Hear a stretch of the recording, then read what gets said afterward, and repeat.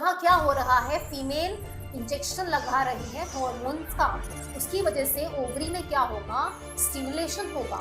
और जो ओवरी एक साइकिल में एक ही ओवा प्रोड्यूस कर रही थी, वो मल्टीपल एग्स क्या करेगी, प्रोड्यूस। हेलो डियर लर्नर्स, तो आज हम एक नया चैप्टर स्टार्ट करने वाले हैं, रिप्रोडक्टिव हेल्थ। हम इसमें एनसीईआरटी की लाइन बाय लाइन सारे टॉपिक्स पढ़ेंगे। साथ के साथ मैं आपको सारे पीवाईक्यूज भी बताती जाऊंगी जो नीट एग्जामिनेशन में भी आए हैं एंड सीबीएसई एग्जामिनेशन में भी आए हैं। तो सारे बच्चे अपनी एनसीईआरटी लेके बैठ जाओ, साथ में हाइलाइटर रखना है तो हाइलाइटर रख सकते हैं एंड अपनी कॉपी पेन लेके भी बैठ जाइए।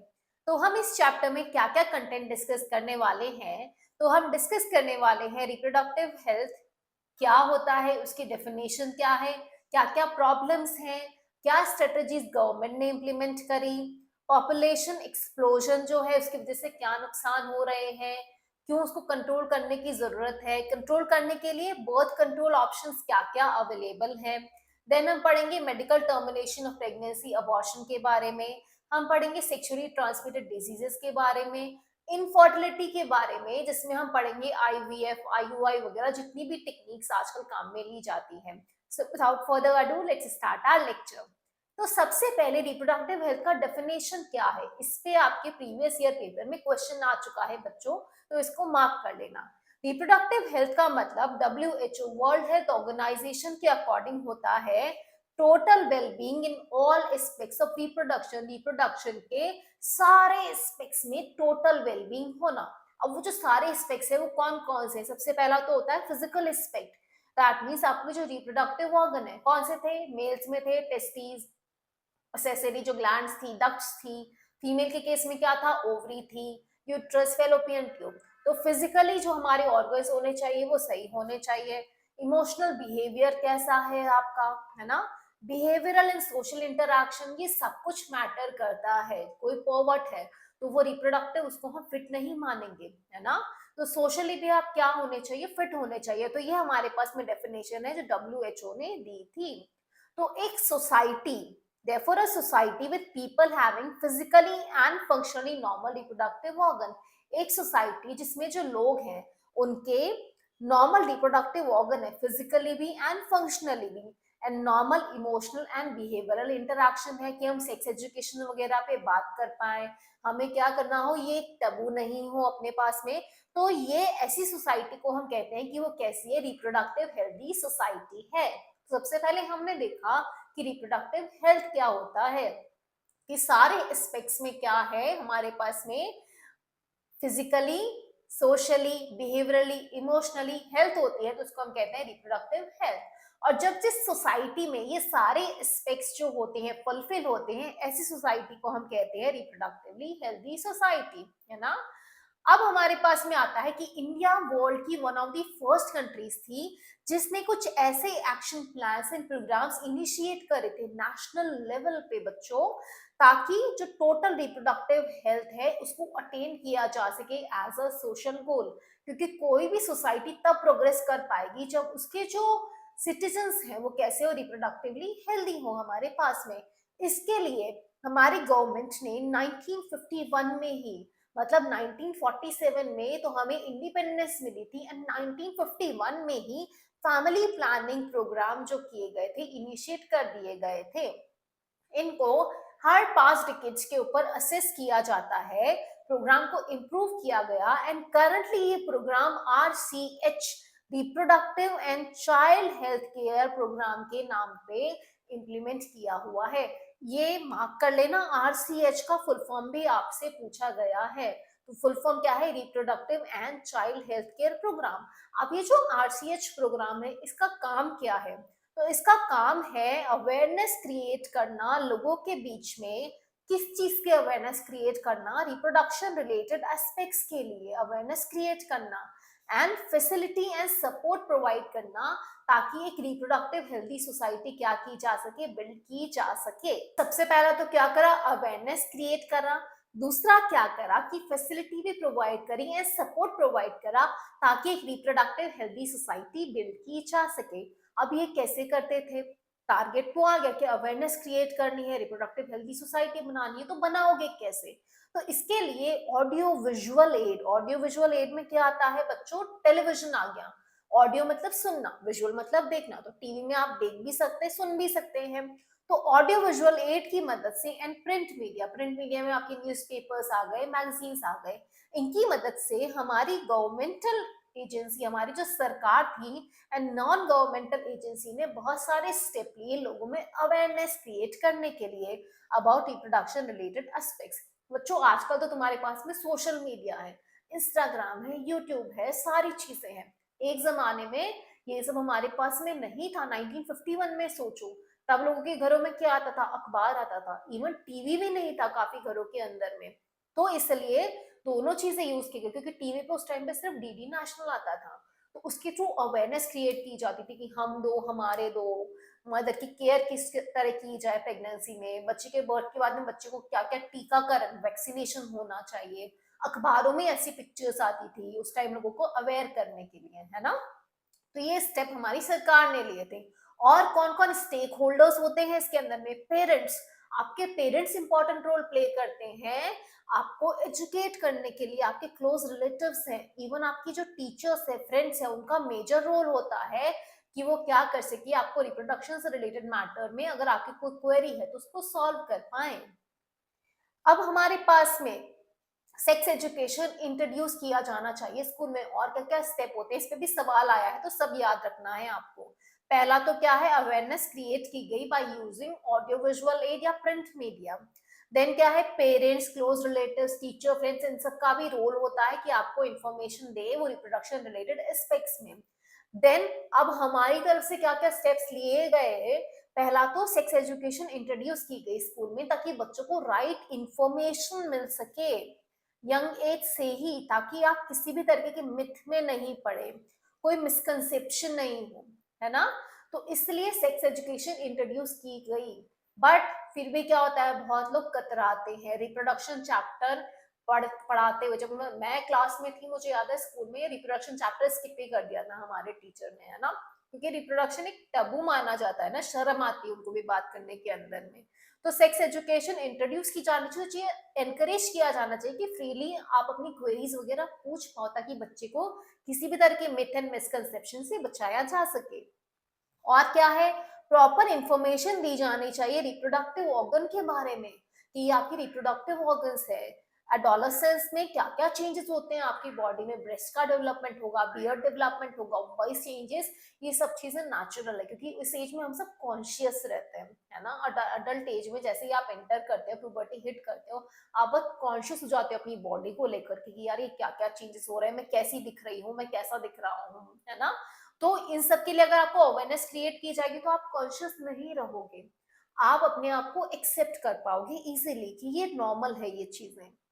Safe and hygienic sexual practices के बारे में बताया जाना चाहिए, ताकि आप अपने आप को किसी भी तरीके की सेक्सुअली ट्रांसमिटेड डिजीज जैसे एचआईवी हो गया, एड्स हो गया, इनसे बचा सको।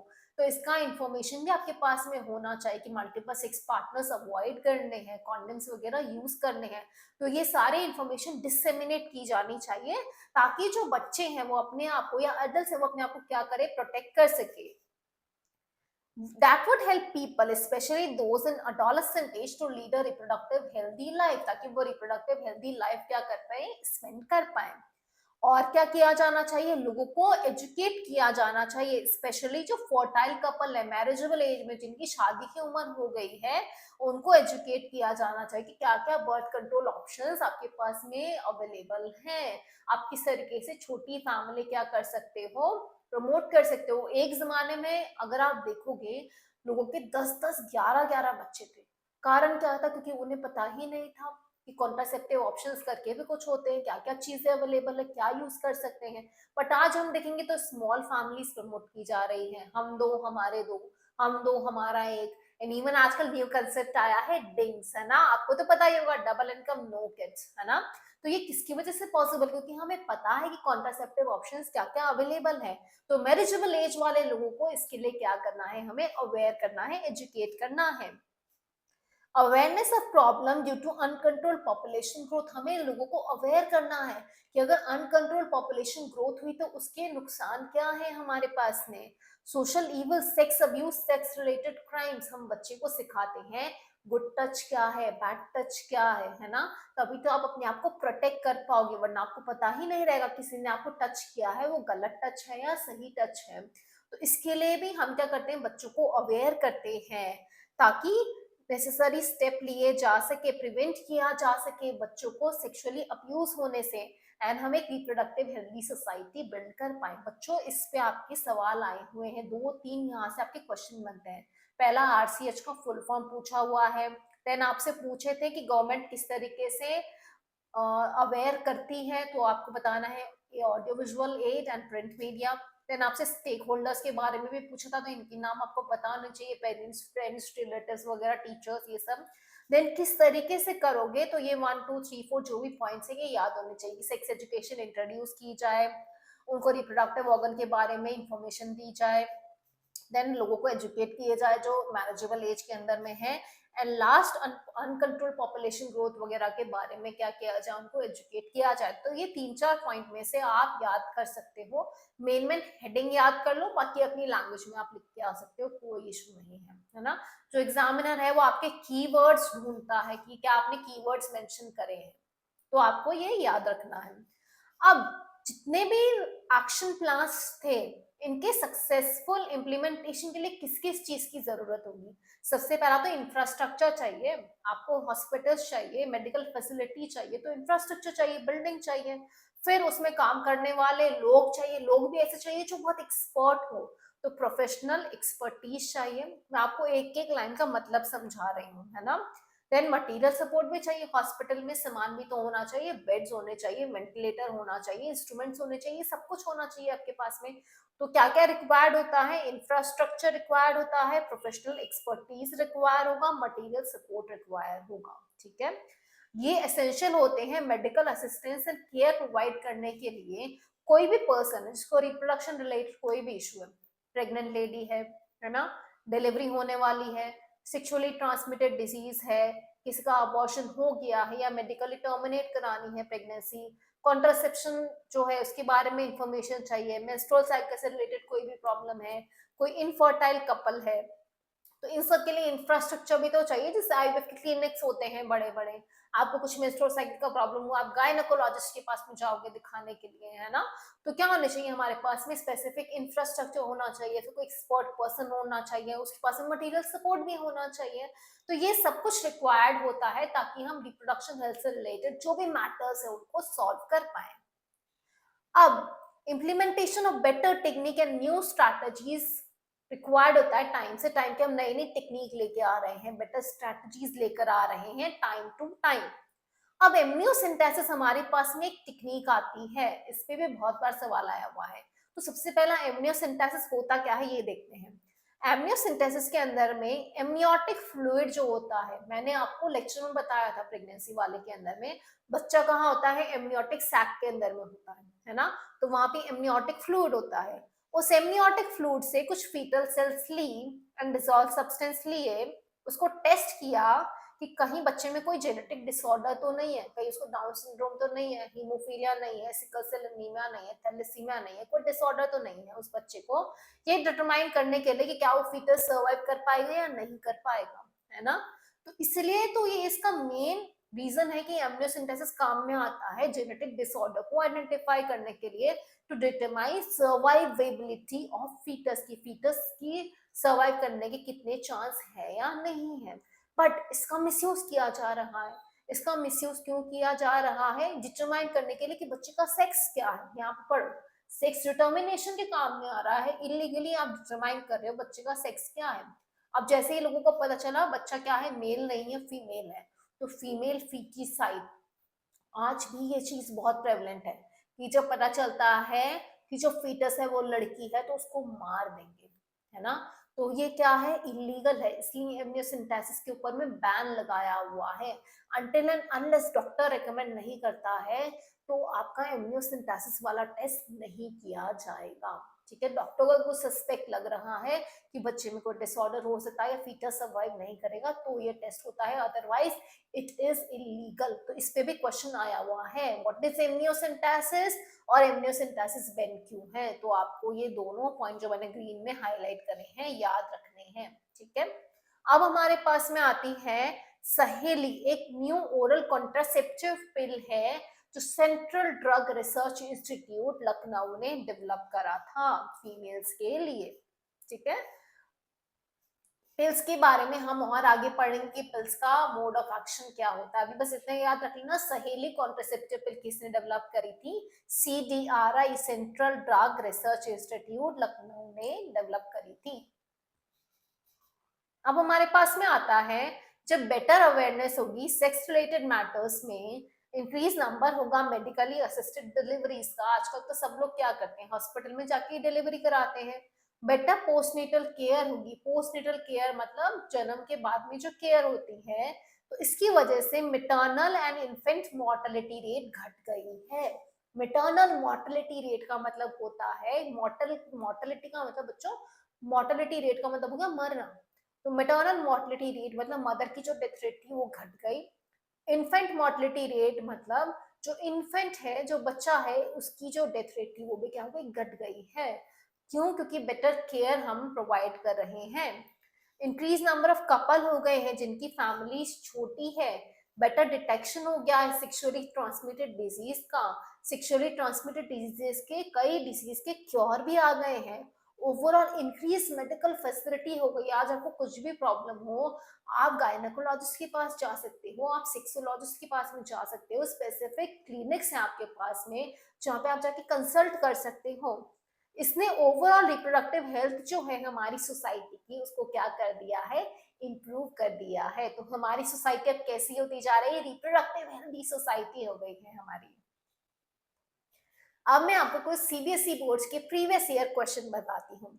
सबसे पहला क्वेश्चन है, what is amniocentesis, why it is ban. 2012, 16, 19 तीनों बार सवाल पूछा है, मैंने अभी आपको बताया था एमनियोसेंटेसिस क्या था। यहाँ से आंसर है इसका कि कुछ एमनियोटिक फ्लूइड आपने लिया, उसमें से foetal cells and dissolve substance को आइडेंटिफाई करा to check the genetic disorder. तो ये यहाँ से यहाँ तक हो गया आपका व्हाट इज एमनियोसेंटेसिस का आंसर।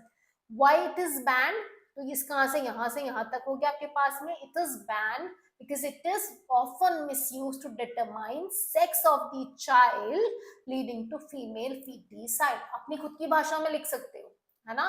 बैन क्यों किया गया, क्योंकि इससे हम बच्चे का सेक्स डिटरमाइन करके फीमेल फीटिसाइड इसकी वजह से होता है, तो इसको बैन कर दिया गया। अपनी लैंग्वेज में लिख देना, कोई दिक्कत नहीं है, रट्टा लगाने की जरूरत नहीं है।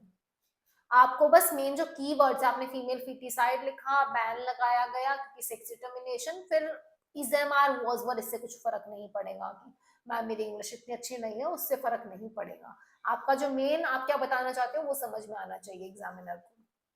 Name the organisation set up by the government of India to create awareness about reproductive health। 2013 में भी आया, 18 में भी आया। कौन सी ऑर्गेनाइजेशन सेट करी थी, 1951 में फैमिली प्लानिंग प्रोग्राम लॉन्च किया था। लेटर ऑन अब जिसका नाम हमने करके क्या कर दिया है, reproductive and child health care programme के नाम से इसको अपडेट कर दिया गया है, तो ये मेंशन कर देना है। What is reproductive health? Mention any two measures taken to maintain it। तो reproductive health सबसे पहली स्लाइड पे बता दिया था, WHO वाले definition. reproductive health mean total well-being in all aspects of reproduction। ये वाले डेफिनेशन बता देना। कौन से दो मेजर्स लिए गए, तो ये जो इतने सारे मेजर्स थे ना, इनमें से कोई भी बता सकते हो। इंट्रोडक्शन ऑफ सेक्स एजुकेशन वाला पॉइंट बता देना, proper information about reproductive organs, STDs, ये वाला पॉइंट बता सकते हो। एजुकेटिंग पीपल वाला बता सकते हो, या awareness of problem due to uncontrol population growth, sex abuse. ये इनमें से you can mention any two points, that too in your own language, but main जो पॉइंट्स हैं वो सारे कवर हो जाने चाहिए। ठीक है बेटे, एग्जामिनर को भी पता होता है कि आप 12th क्लास के बच्चे हो, आपकी इंग्लिश कोई ऑक्सफोर्ड लेवल वाली नहीं होगी, बट अगर आप सही से सारे पॉइंट्स लिखते हैं तो आपके मार्क्स आएंगे, है ना, और अच्छे मार्क्स आएंगे। खुद के एक्सपीरियंस से बता रही हूँ मैं। Population stabilisation and birth control हमारे पास में आता है। अब लास्ट सेंचुरी में, क्योंकि इतनी सारी फील्ड्स में ऑलराउंड डेवलपमेंट हुआ तो हमारी लाइफ की क्वालिटी तो ऑब्वियसली बढ़ गई है। एक इस जमाने में इतनी सारी चीजें हमारे पास अवेलेबल नहीं थी, आज हमारे पास में सारी फैसिलिटी है ना। हाउएवर इंक्रीज्ड हेल्थ फैसिलिटी से पॉपुलेशन का एक्सप्लोजन भी हुआ है, क्योंकि डेथ रेट घट गई है तो पॉपुलेशन ज्यादा बढ़ रही है अपने पास में। वर्ल्ड की पॉपुलेशन जो 2 बिलियन थी 1900 के अंदर में, वो कितनी हो गई 2000 के अंदर में? 6 बिलियन। बताओ, 2 बिलियन थी 1900 में, 2000 में 6 बिलियन हो गई, एंड 2011 में 7.2 बिलियन हो गई। इंडिया की पॉपुलेशन में भी सेम तरीके का ट्रेंड दिखा। क्या ट्रेंड दिखा? कि हमारी पॉपुलेशन इंडिपेंडेंस के टाइम पे 350 मिलियन थी, ठीक है। 2000 तक वो 1 बिलियन मार्क तक पहुंच गई, एंड 2011 में तो 1.2 बिलियन क्रॉस कर लिया उसने। रीजन क्या था? रैपिड डिक्लाइन हुआ मेटर्नल मोर्टेलिटी रेट के अंदर में, मदर की डेथ रेट में डिक्लाइन हुआ, इन्फेंट की डेथ रेट के अंदर में डिक्लाइन हुआ। जब डेथ रेट घट रही है, ज्यादा लोग सर्वाइव करें, तो पॉपुलेशन तो बढ़ेगी, है ना। पॉपुलेशन तो बढ़नी है अपने पास में। As well as reproducible age में लोगों का नंबर बढ़ गया। इंडिया की पॉपुलेशन कैसे बच्चों आगे के चैप्टर में पढ़ेंगे, एक्सपेंडिंग पॉपुलेशन है, तो रिप्रोड्यूसिबल एज, एडोलेसेंट एज में लोगों का नंबर ज्यादा है हमारे पास में। इस वजह से हमारी पॉपुलेशन इतनी बढ़ती जा रही है। आरसीएच प्रोग्राम ने even though population growth rate को थोड़ा कम किया, बट मार्जिनल चेंज था, बहुत ड्रास्टिक हमें कुछ इफेक्ट देखने को नहीं मिला उसका। 2011 की सेंसस रिपोर्ट के अकॉर्डिंग पॉपुलेशन ग्रोथ रेट 2% से कम थी, दैट इज 20% पर thousand per year. At the rate, इस रेट पे हमारी पॉपुलेशन बहुत रैपिडली इंक्रीज कर सकती है। अब इसका नुकसान क्या है? तुम्हें क्या फर्क पड़ रहा है यार, बढ़ने दो पॉपुलेशन, हमें क्या नुकसान है? करने दो लोगों को बच्चे पैदा। तो नुकसान ये है कि बेसिक रिक्वायरमेंट की स्केसिटी हो जाएगी, खाना नहीं बचेगा, रहने के लिए जगह नहीं बचेगी। जगह कहाँ से लाओगे? अर्थ पे जगह ही नहीं बचेगी हमारे पास में, खाना नहीं बचेगा, जगह नहीं बचेगी, नौकरियों की कमी होने लगेगी, क्लोथिंग की, कपड़ों की कमी होने लगेगी। हाँ, क्या होने लगेंगे? आपस में लोग क्लैशेस होने लगेंगे हमारे पास में।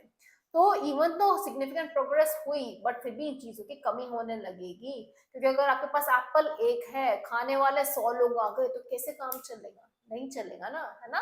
तो इसलिए पॉपुलेशन को कंट्रोल करना क्या है, जरूरी है, और गवर्नमेंट ने कुछ सीरियस मेजर्स लिए हैं इनको चेक करने के लिए। अब मोस्ट इंपॉर्टेंट स्टेप्स क्या क्या गवर्नमेंट ने लिए? गवर्नमेंट ने स्मॉल फैमिलीज प्रमोट करी, हम दो हमारे दो, कॉन्ट्रासेप्टिव मेथड यूज करो, गवर्नमेंट कहती है हम दो हमारे दो, कि आपके 2 बच्चे होने चाहिए। अब तो वन चाइल्ड नॉर्म भी आ गया कि हम दो हमारे एक, और मैंने आपको बताया अब तो हो गया कि बच्चे मत करो, है ना, डिंग्स वाला कंसेप्ट आ गया है हमारे पास में। और क्या क्या करा हमारी गवर्नमेंट ने? पहले के जमाने में बच्चों चाइल्ड मैरिज होती थी, तुम्हारी उम्र के बच्चों की तो शादी हो गई होती थी, बच्चे भी पैदा हो जाते थे उनके। बट अब गवर्नमेंट ने क्या करा? मैरिजेबल एज रेज कर दी, कि लड़कियों की 18 साल से पहले शादी नहीं कर सकते हो, लड़कों की 21 साल से पहले शादी नहीं कर सकते हैं। वो क्या है, इलीगल है हमारे पास में। एंड इवन जिनकी फैमिली स्मॉल होती है ना, उनको इंसेंटिव्स भी दिया जाता है। तो हमारी गवर्नमेंट ने ये कुछ इनिशिएटिव्स लिए, ताकि ये जो बढ़ती हुई पॉपुलेशन है इसको किसी तरीके से कंट्रोल किया जा सके। अब इसमें हम सबसे पहले पढ़ेंगे क्या क्या कॉन्ट्रासेप्टिव मेथड्स हैं हमारे पास में। आइडियल कॉन्ट्रासेप्टिव होता क्या है आखिर, है ना। वैसे तो रियल लाइफ में आइडियल कुछ चीज होना पूरी तरीके से 100% आइडियल तो पॉसिबल ही नहीं है, फिर भी हम देखते हैं कि आइडियल कॉन्ट्रासेप्टिव के क्या हमारे पास में कैरेक्टर्स होने चाहिए, जो बहुत इंपॉर्टेंट सवाल है। यूजर फ्रेंडली होना चाहिए, कि मैं आसानी से उसको इस्तेमाल कर सकूं। इजीली मार्केट में अवेलेबल होना चाहिए, ऐसा नहीं है कि मुझे दुबई से मंगाना पड़ेगा। हाँ, इफेक्टिव होना चाहिए, इफेक्टिव भी होना चाहिए, पता चला कॉन्ट्रासेप्टिव भी यूज कर लिया फिर भी 10-10 बच्चे हो रहे हैं लोगों के, तो नहीं। रिवर्सिबल होना चाहिए, ऐसा भी नहीं हो कि बेचारे बंदे ने एक बार कॉन्ट्रासेप्टिव यूज कर लिया तो अब वो क्या कर सकते हैं, they can not plan their family, उनके बच्चे नहीं हो सकते हैं, तो रिवर्सिबल होना चाहिए। लीस्ट साइड इफेक्ट होना चाहिए, या होना ही नहीं चाहिए। तुमको ये ऐसी चीज थोड़ी ना काम में लोगे जिसका कोई साइड इफेक्ट हो। अगर तुम्हें पता है कि ये एप्पल खाने से तुम्हें फूड पॉइजनिंग होगी, तो खाओगे? नहीं खाओगे ना। किसी चीज का साइड इफेक्ट है तो काम में ही नहीं लोगे। तो या तो साइड इफेक्ट होना ही नहीं चाहिए, या बहुत लीस्ट साइड इफेक्ट होना चाहिए। किसी भी तरीके से पर्सन की सेक्सुअल ड्राइव में इंटरफेयर नहीं करना चाहिए, क्योंकि अगर सेक्सुअल ड्राइव में इंटरफेयर करेगा तो कोई भी पर्सन इसको यूज नहीं करना चाहेगा। सेक्सुअल एक्ट में किसी तरीके से इंटरफेयर नहीं करना चाहिए, क्योंकि अगर कंफर्टेबल नहीं होगा तो लोग यूज नहीं करेंगे। वाइड वैरायटी के कॉन्ट्रासेप्टिव ऑप्शंस अवेलेबल हैं बेटा। नेचुरल मेथड्स होते हैं, ट्रेडिशनल मेथड्स होते हैं, बैरियर मेथड्स होते हैं जिनमें कॉन्डम्स वगैरह के बारे में हम पढ़ेंगे, इंट्रा यूटेराइन डिवाइसेस होती है जो यूट्रस में इंसर्ट की जाती है, ओरल कॉन्ट्रासेप्टिव्स हैं जिसमें पिल्स वगैरह आ जाएगी, जैसे कि सहेली बताया ना मैंने वैसी, इंजेक्टेबल्स हैं, इंजेक्शंस भी लगते हैं, इम्प्लांट्स हैं जो स्किन के अंदर में यहाँ पे लगा दिए जाएंगे, सर्जिकल मेथड भी होता है, ठीक है। तो ये सारे मेथड्स के बारे में हम वन बाय वन पढ़ने वाले हैं। तो कॉन्ट्रासेप्टिव मेथड्स में सबसे पहला हमारे पास में आता है नेचुरल मेथड। नेचुरल मेथड में हमारे पास में 3 मेथड्स हम पढ़ेंगे। सबसे पहला है पीरियोडिक एब्स्टिनेंस। नेचुरल मेथड का प्रिंसिपल क्या है बेटा? प्रिंसिपल तो ये है कि आप ओवा को एंड स्पर्म को मीट ही नहीं करने दे रहे हो, मतलब ये ओवा स्पर्म में बीच में कुछ बैरियर लगा दो आप, ताकि दोनों मीट ही ना कर पाए, है ना। तो फर्टिलाइजेशन प्रिवेंट हो जाएगा अपने पास में। इसमें सबसे पहला पीरियोडिक एब्स्टिनेंस। जब पीरियड्स होते हैं, मेंस्ट्रुअल साइकिल होता है, उसके बाद में 10th से 17th डे के टाइम पे क्या होता है, फर्टाइल विंडो होता है। ये फर्टाइल विंडो क्यों है? क्योंकि ओवुलेशन होगा। मेंस्ट्रुअल साइकिल का अगर डायग्राम तुम्हें याद है तो मेंस्ट्रुअल साइकिल का जो फर्स्ट डे उसके बाद काउंट करोगे तो 14th डे पे ओवुलेशन होता है बीच में, है ना। तो यहाँ पे यही बताया है कि उसके अकॉर्डिंग उस विंडो में क्या करना चाहिए, कंसेप्शन अवॉइड करना चाहिए, कॉइटस अवॉइड करना चाहिए अपने पास में। तो यहाँ आप कैलेंडर अगर देखते हो, ये जो ऑरेंज में है ना बेटा, तो ये मेंस्ट्रुअल साइकिल का टाइम है। तो ये मेंस्ट्रुअल साइकिल हो रही है। अब इसके बाद में जो रेड कलर में दिया है ये फर्टाइल विंडो पीरियड है अपना। क्यों है? क्योंकि मेंस्ट्रुअल साइकिल यहाँ पे खत्म हो रही है। आप काउंट करोगे तो अराउंड आपको पता है 14th डे के अराउंड आपका ओवुलेशन होगा, है ना। ये एवरेज ड्यूरेशन है, पहले या बाद में हो सकता है ना। तो एवरेज 14 डे के अराउंड ओवुलेशन होगा। अब अगर इस टाइम पे कॉइटस करा तो स्पर्म तो क्योंकि यूट्रस में काफी दिन रहेगा, ऑलमोस्ट 6 से 7 डेज रहेगा, है ना। तो क्या हो सकता है, फर्टिलाइजेशन के चांसेस पॉसिबल है। तो आपको इस विंडो पीरियड के अंदर में क्या करना है, कॉइटस अवॉइड करना है। इसमें भी अगर आप देखोगे तो जो सर्कल से मार्क कर रखे हैं ना, ये सबसे ज्यादा पीक म्यूकस डे है, जब मतलब बहुत चांसेस है इसके होने के, सबसे हाई फर्टाइल पीरियड होता है ये। तो अब जिन लोग को प्रेग्नेंट होना उनको तो इस टाइम पे कॉइटस करना है ना, क्योंकि जो प्रेगनेंसी प्लान कर रहे हैं तो उनके लिए ये फर्टाइल विंडो पीरियड एकदम सही है। बट अगर आप प्रेगनेंसी प्लान नहीं कर रहे हो तो ये 10 से 17th डे जो है मेंस्ट्रुअल साइकिल का, when ovulation could be expected, उस टाइम पे कपल शुड अवॉइड और एब्सटेन फ्रॉम कॉइटस, अवॉइड करना चाहिए या एब्सटेन करना चाहिए कॉइटस से, as chances of fertilization are very high during this period. It is called fertile period. तो fertile period भी याद रखना, कौन सा fertile period होता है, 10th to 17th day of the menstrual cycle when ovulation is expected, chances of fertilization are very high, इसको हम कहते हैं fertile period। तो इस fertile period में आपको कॉइटस अवॉइड करना है। तो क्या करेंगे, अपने आप प्रेगनेंसी नहीं होगी, तो इसको हमने कहा पीरियोडिक एब्स्टिनेंस, ठीक है। सेकेंड मेथड है विड्रॉल या कॉइटस इंटरप्टस। दैट मीन्स जब कॉइटस कर रहे हैं तो उस टाइम पे जैसे ही इजैकुलेशन होने वाला है, पीनस विड्रॉ कर लिया, पीनस विड्रॉ कर लिया तो क्या होगा, इंसेमिनेशन जो होगा वो प्रिवेंट हो जाएगा। दैट मीन्स इंसेमिनेशन का मतलब क्या था बच्चों, deposition of sperm in the vagina. तो इंसेमिनेशन प्रिवेंट हो जाएगा, तो अल्टीमेटली फर्टिलाइजेशन हमने ओवा स्पर्म को मिलने से रोक दिया है। तो विड्रॉल या कॉइटस इंटरप्टस का क्या है, another method in which male partner withdraw his पीनस from the vagina just before ejaculation, just before ejaculation to avoid insemination। insemination क्या था, deposition of sperm into vagina, ठीक है। तो ये भी क्या हो गया, एक तरीके से नेचुरल कॉन्ट्रासेप्टिव हो गया, है ना। कॉन्ट्रासेप्टिव का काम क्या है, फर्टिलाइजेशन को प्रिवेंट करना, प्रेगनेंसी को प्रिवेंट करना, तो ये क्या हो गया, कॉन्ट्रासेप्टिव हो गया। थर्ड आता है लेक्टेशनल एमिनोरिया। लेक्टेशन का मतलब क्या था बच्चों, कि मैमरी ग्लैंड जब मिल्क सिक्रीट कर रही है after delivery of the baby, है ना। अब यहाँ पे जब तक मदर ब्रेस्ट क्या करती है, ब्रेस्ट फीडिंग करती है, तो ब्रेस्ट स्टिमुलेशन की वजह से प्रोलैक्टिन हार्मोन बढ़ा हुआ रहता है उसकी बॉडी के अंदर में। प्रोलैक्टिन बढ़ा हुआ रहता है तो गोनाडोट्रोफिन रिलीजिंग हार्मोन का लेवल कम होता है। जीएनआरएच कौन रिलीज करता है, हाइपोथैलेमस, है ना। और ये जाके कहाँ एक्ट कर रहा था, पिट्यूटरी पे, और वो रिलीज कर रही थी गोनाडोट्रोफिन, एफएसएच, एलएच, हमने पढ़ा था रिप्रोडक्शन वाले चैप्टर में, है ना। तो प्रोलैक्टिन बढ़ने की वजह से इन तीनों हार्मोन का लेवल कम होगा। इस वजह से क्या होगा, एन ओव्यूलेशन। एन ओव्यूलेशन का मतलब क्या है अपने पास में, कि ओवा रिलीज नहीं होगा, जब ओवा रिलीज नहीं हो रहा तो फर्टिलाइजेशन स्पर्म करेगा किसका, है ना। तो उस टाइम पे क्वाइटस हुआ तो भी फर्टिलाइजेशन का चांस नहीं है हमारे पास में।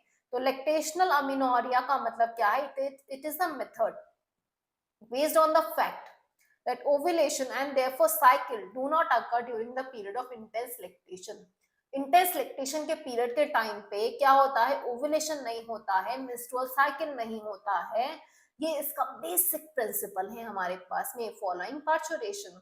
तो जब तक मदर बच्चे को फीड करती है, कॉन्ट्रासेप्शन जो है, chances of contraception are almost nil, मतलब प्रेग्नेंट होने के चांसेस ऑलमोस्ट निल होते हैं। However, this method is reported to be effective only up to 6 months. 6 महीने तक ही इफेक्टिव होता है ये मेथड। ऐसा नहीं है कि मदर 1 साल तक बच्चे को अगर ब्रेस्ट फीड कर रही है तो वो प्रेग्नेंट नहीं हो सकती है, वो प्रेग्नेंट हो सकती है। 6 मंथ तक ही मैक्सिमम इसको इफेक्टिव माना जाता है। साइड इफेक्ट कोई भी नहीं है, but chances of failure high है। हो सकता है बाय चांस मदर की बॉडी में ओवा रिलीज हो जाए, तो क्या होगा, प्रेगनेंसी का चांस हो सकता है ना। तो लैक्टेशनल अमीनोरिया का मतलब होता है एब्सेंस ऑफ मेंस्ट्रुएशन। पार्चुरेशन के जस्ट बाद में फीमेल के अंदर में मेंस्ट्रुअल साइकिल एब्सेंट होती है।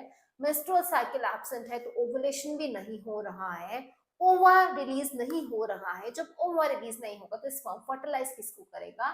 तो ये एक नेचुरल कॉन्ट्रासेप्टिव मेथड हो गया है हमारे पास में, जिसका साइड इफेक्ट निल है, but chances of failure are very very high. तो ये 3 मेथड थे, नेचुरल मेथड। सबसे पहला हमने देखा पीरियोडिक एब्स्टिनेंस, कि मेंस्ट्रुअल साइकिल के बाद में 10 to 17 डे जो है तब कॉइटस अवॉइड करना है, क्योंकि वो फर्टाइल पीरियड होता है। देन कॉइटस इंटरप्टस, की जैसे ही इजैकुलेशन होने वाला हो, सीमन रिलीज होने वाला हो, उसके जस्ट पहले अपना पीनस विड्रॉ कर ले वजाइना से। Then third method lactational amenorrhoea, lactation जो पीरियड है उस टाइम पे मेंस्ट्रुअल साइकिल एब्सेंट होती है, तो उस टाइम पे क्वाइटस अगर करते भी हैं तो प्रेगनेंसी के चांस जो होते हैं वो क्या रहेंगे, ऑलमोस्ट निल रहेंगे, बट 6 मंथ तक। बट फेलियर के चांसेस भी क्या है यहाँ पे, हाई होते हैं। बैरियर मेथड्स, बैरियर मेथड का प्रिंसिपल होता है कि हम ओवम एंड स्पर्म को प्रिवेंट कर रहे हैं फिजिकली मीट होने से with the help of certain barriers। वो barriers क्या क्या हो सकते हैं, वो barriers हो सकते हैं condoms, जो मेल के लिए अलग से आते हैं एंड फीमेल के लिए अलग से आते हैं। तो यहाँ पे आप पिक्चर में देख सकते हैं, these are condoms for male and these are condoms for female। Male के केस के अंदर में ये कॉन्डम्स काम आते हैं पीनिस को कवर करने के लिए, एंड फीमेल के केस में ये काम आएंगे सर्विक्स या वजाइना को कवर करने के लिए, ताकि जो स्पर्म है अगर वो एंटर हो गया है फीमेल के केस में तो आपने सर्विक्स या वजाइना को कवर कर दिया है, तो जो स्पर्म है वो क्या होगा, वो फेलोपियन ट्यूब तक तो नहीं पहुंच पाएगा, और फेलोपियन ट्यूब में ही क्या होना था, फर्टिलाइजेशन का प्रोसेस होना था। तो आपने क्या कर दिया, ओवा एंड स्पर्म की मीटिंग को क्या कर दिया, प्रिवेंट कर दिया by using certain barriers. Now यहाँ पे हमारे पास में निरोध करके एक पॉपुलर ब्रांड है कॉन्डम का मेल्स के लिए। इसका और क्या एडिशनल बेनिफिट है हमारे पास में, कॉन्ट्रासेप्शन को प्रिवेंट करने के साथ साथ में ये STI sexually transmitted infections and AIDS से भी क्या करता है, बचाता है। मेल एंड फीमेल दोनों के कॉन्डम्स कैसे होते हैं, डिस्पोजेबल होते हैं, they can be self inserted, अपने आप इंसर्ट किए जा सकते हैं, there is no need of medical professional, and it also provides privacy to the user, user को एक प्रिवेसी प्रोवाइड करता है। So as you can observe over here in the diagram, you can observe that this is male condom and it is covering penis। तो क्या होगा, during ejaculation process semen will be trapped inside only and it will prevent meeting of sperm and ova। ठीक है, तो जितना भी semen होगा वो इसके अंदर ट्रैप हो जाएगा कॉन्डम के अंदर में, एंड क्या होगा, ओवा एंड स्पर्म का मीटिंग नहीं होगा।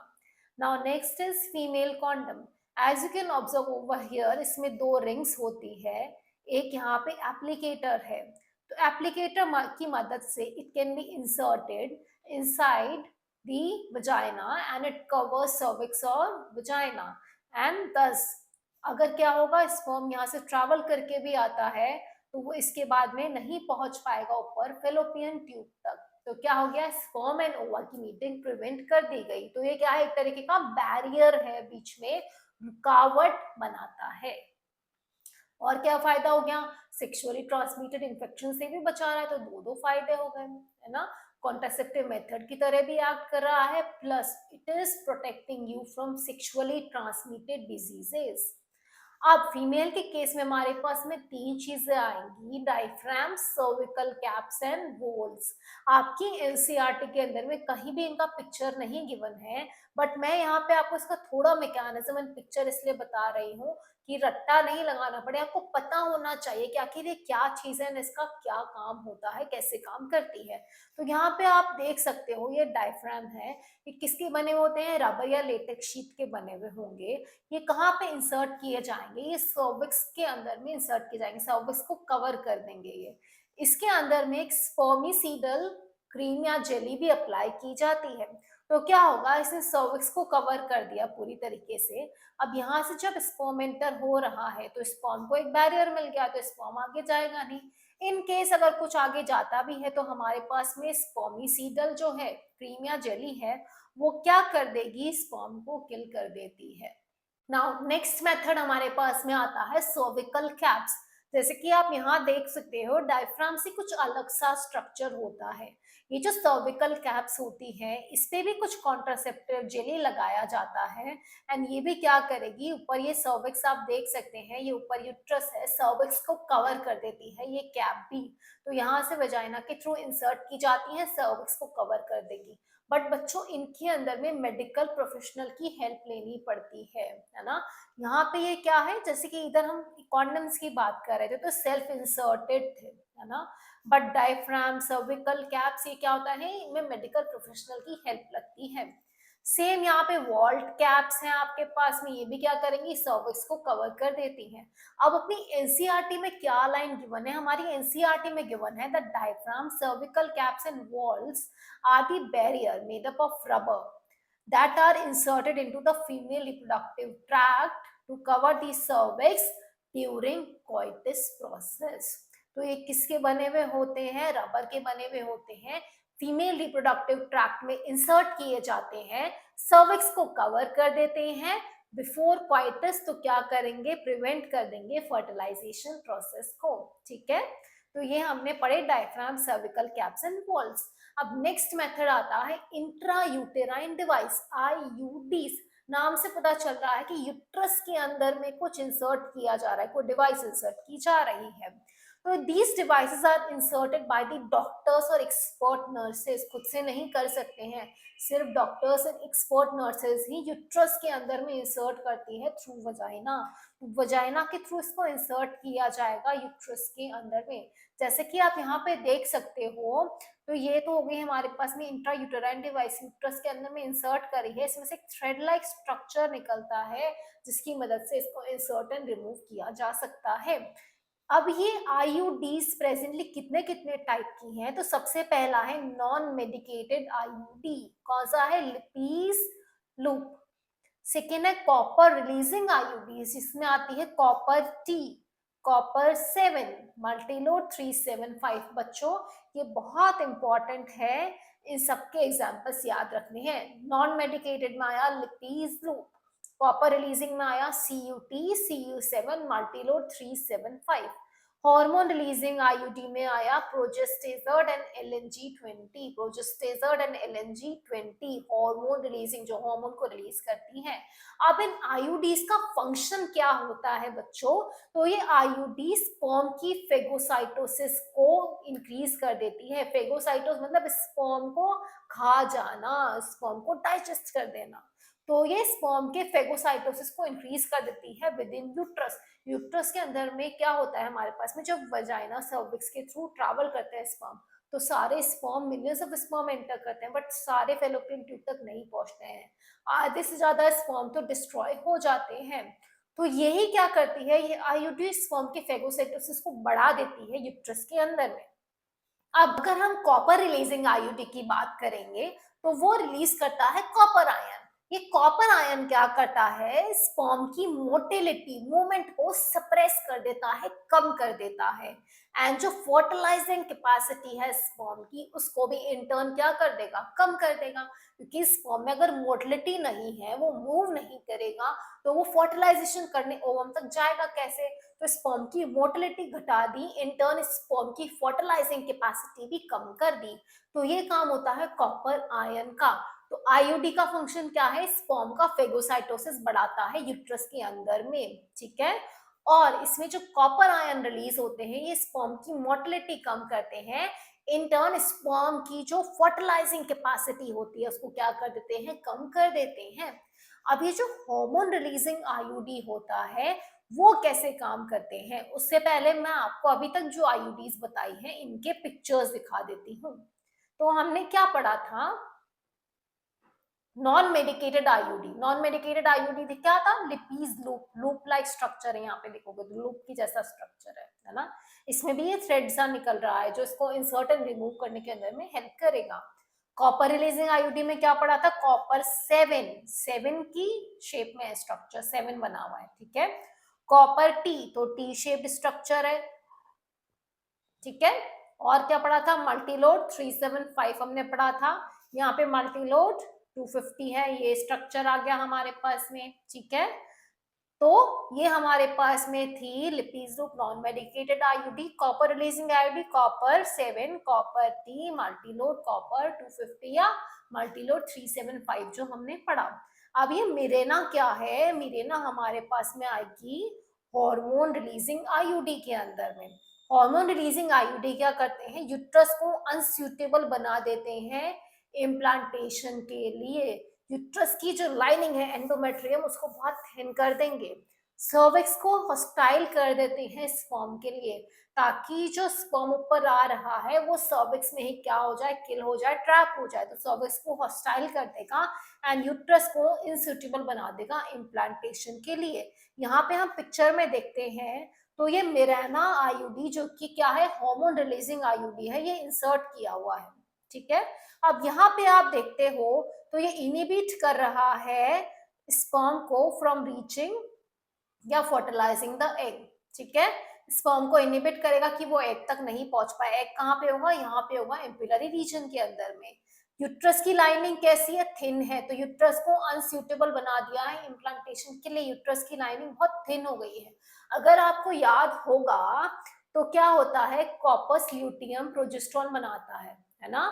कॉपर्स ल्यूटियम जो प्रोजेस्टेरोन बना रहा था, जो अपने मेंस्ट्रुअल साइकिल वाला पूरा वो ग्राफ पढ़ा था, उसकी वजह से एंडोमेट्रियम बहुत थिक होती थी, ताकि अगर फर्टिलाइजेशन हुआ तो ब्लास्टोसिस्ट इम्प्लांट हो पाए। अब यहाँ पे क्या हो रहा है, यूट्रस की लाइनिंग बहुत थिन हो जाएगी इस आईयूडी की वजह से। तो क्या हो रहा है, यूट्रस को इंस्यूटेबल बना दिया है इम्प्लांटेशन के लिए। और क्या कर दिया, जो सर्वाइकल म्यूकस है इसको थिक कर दिया है। सर्वाइकल म्यूकस को थिक कर दिया है तो क्या होगा, स्पर्म के पाथवे क्या हो गया है, नैरो हो गया है।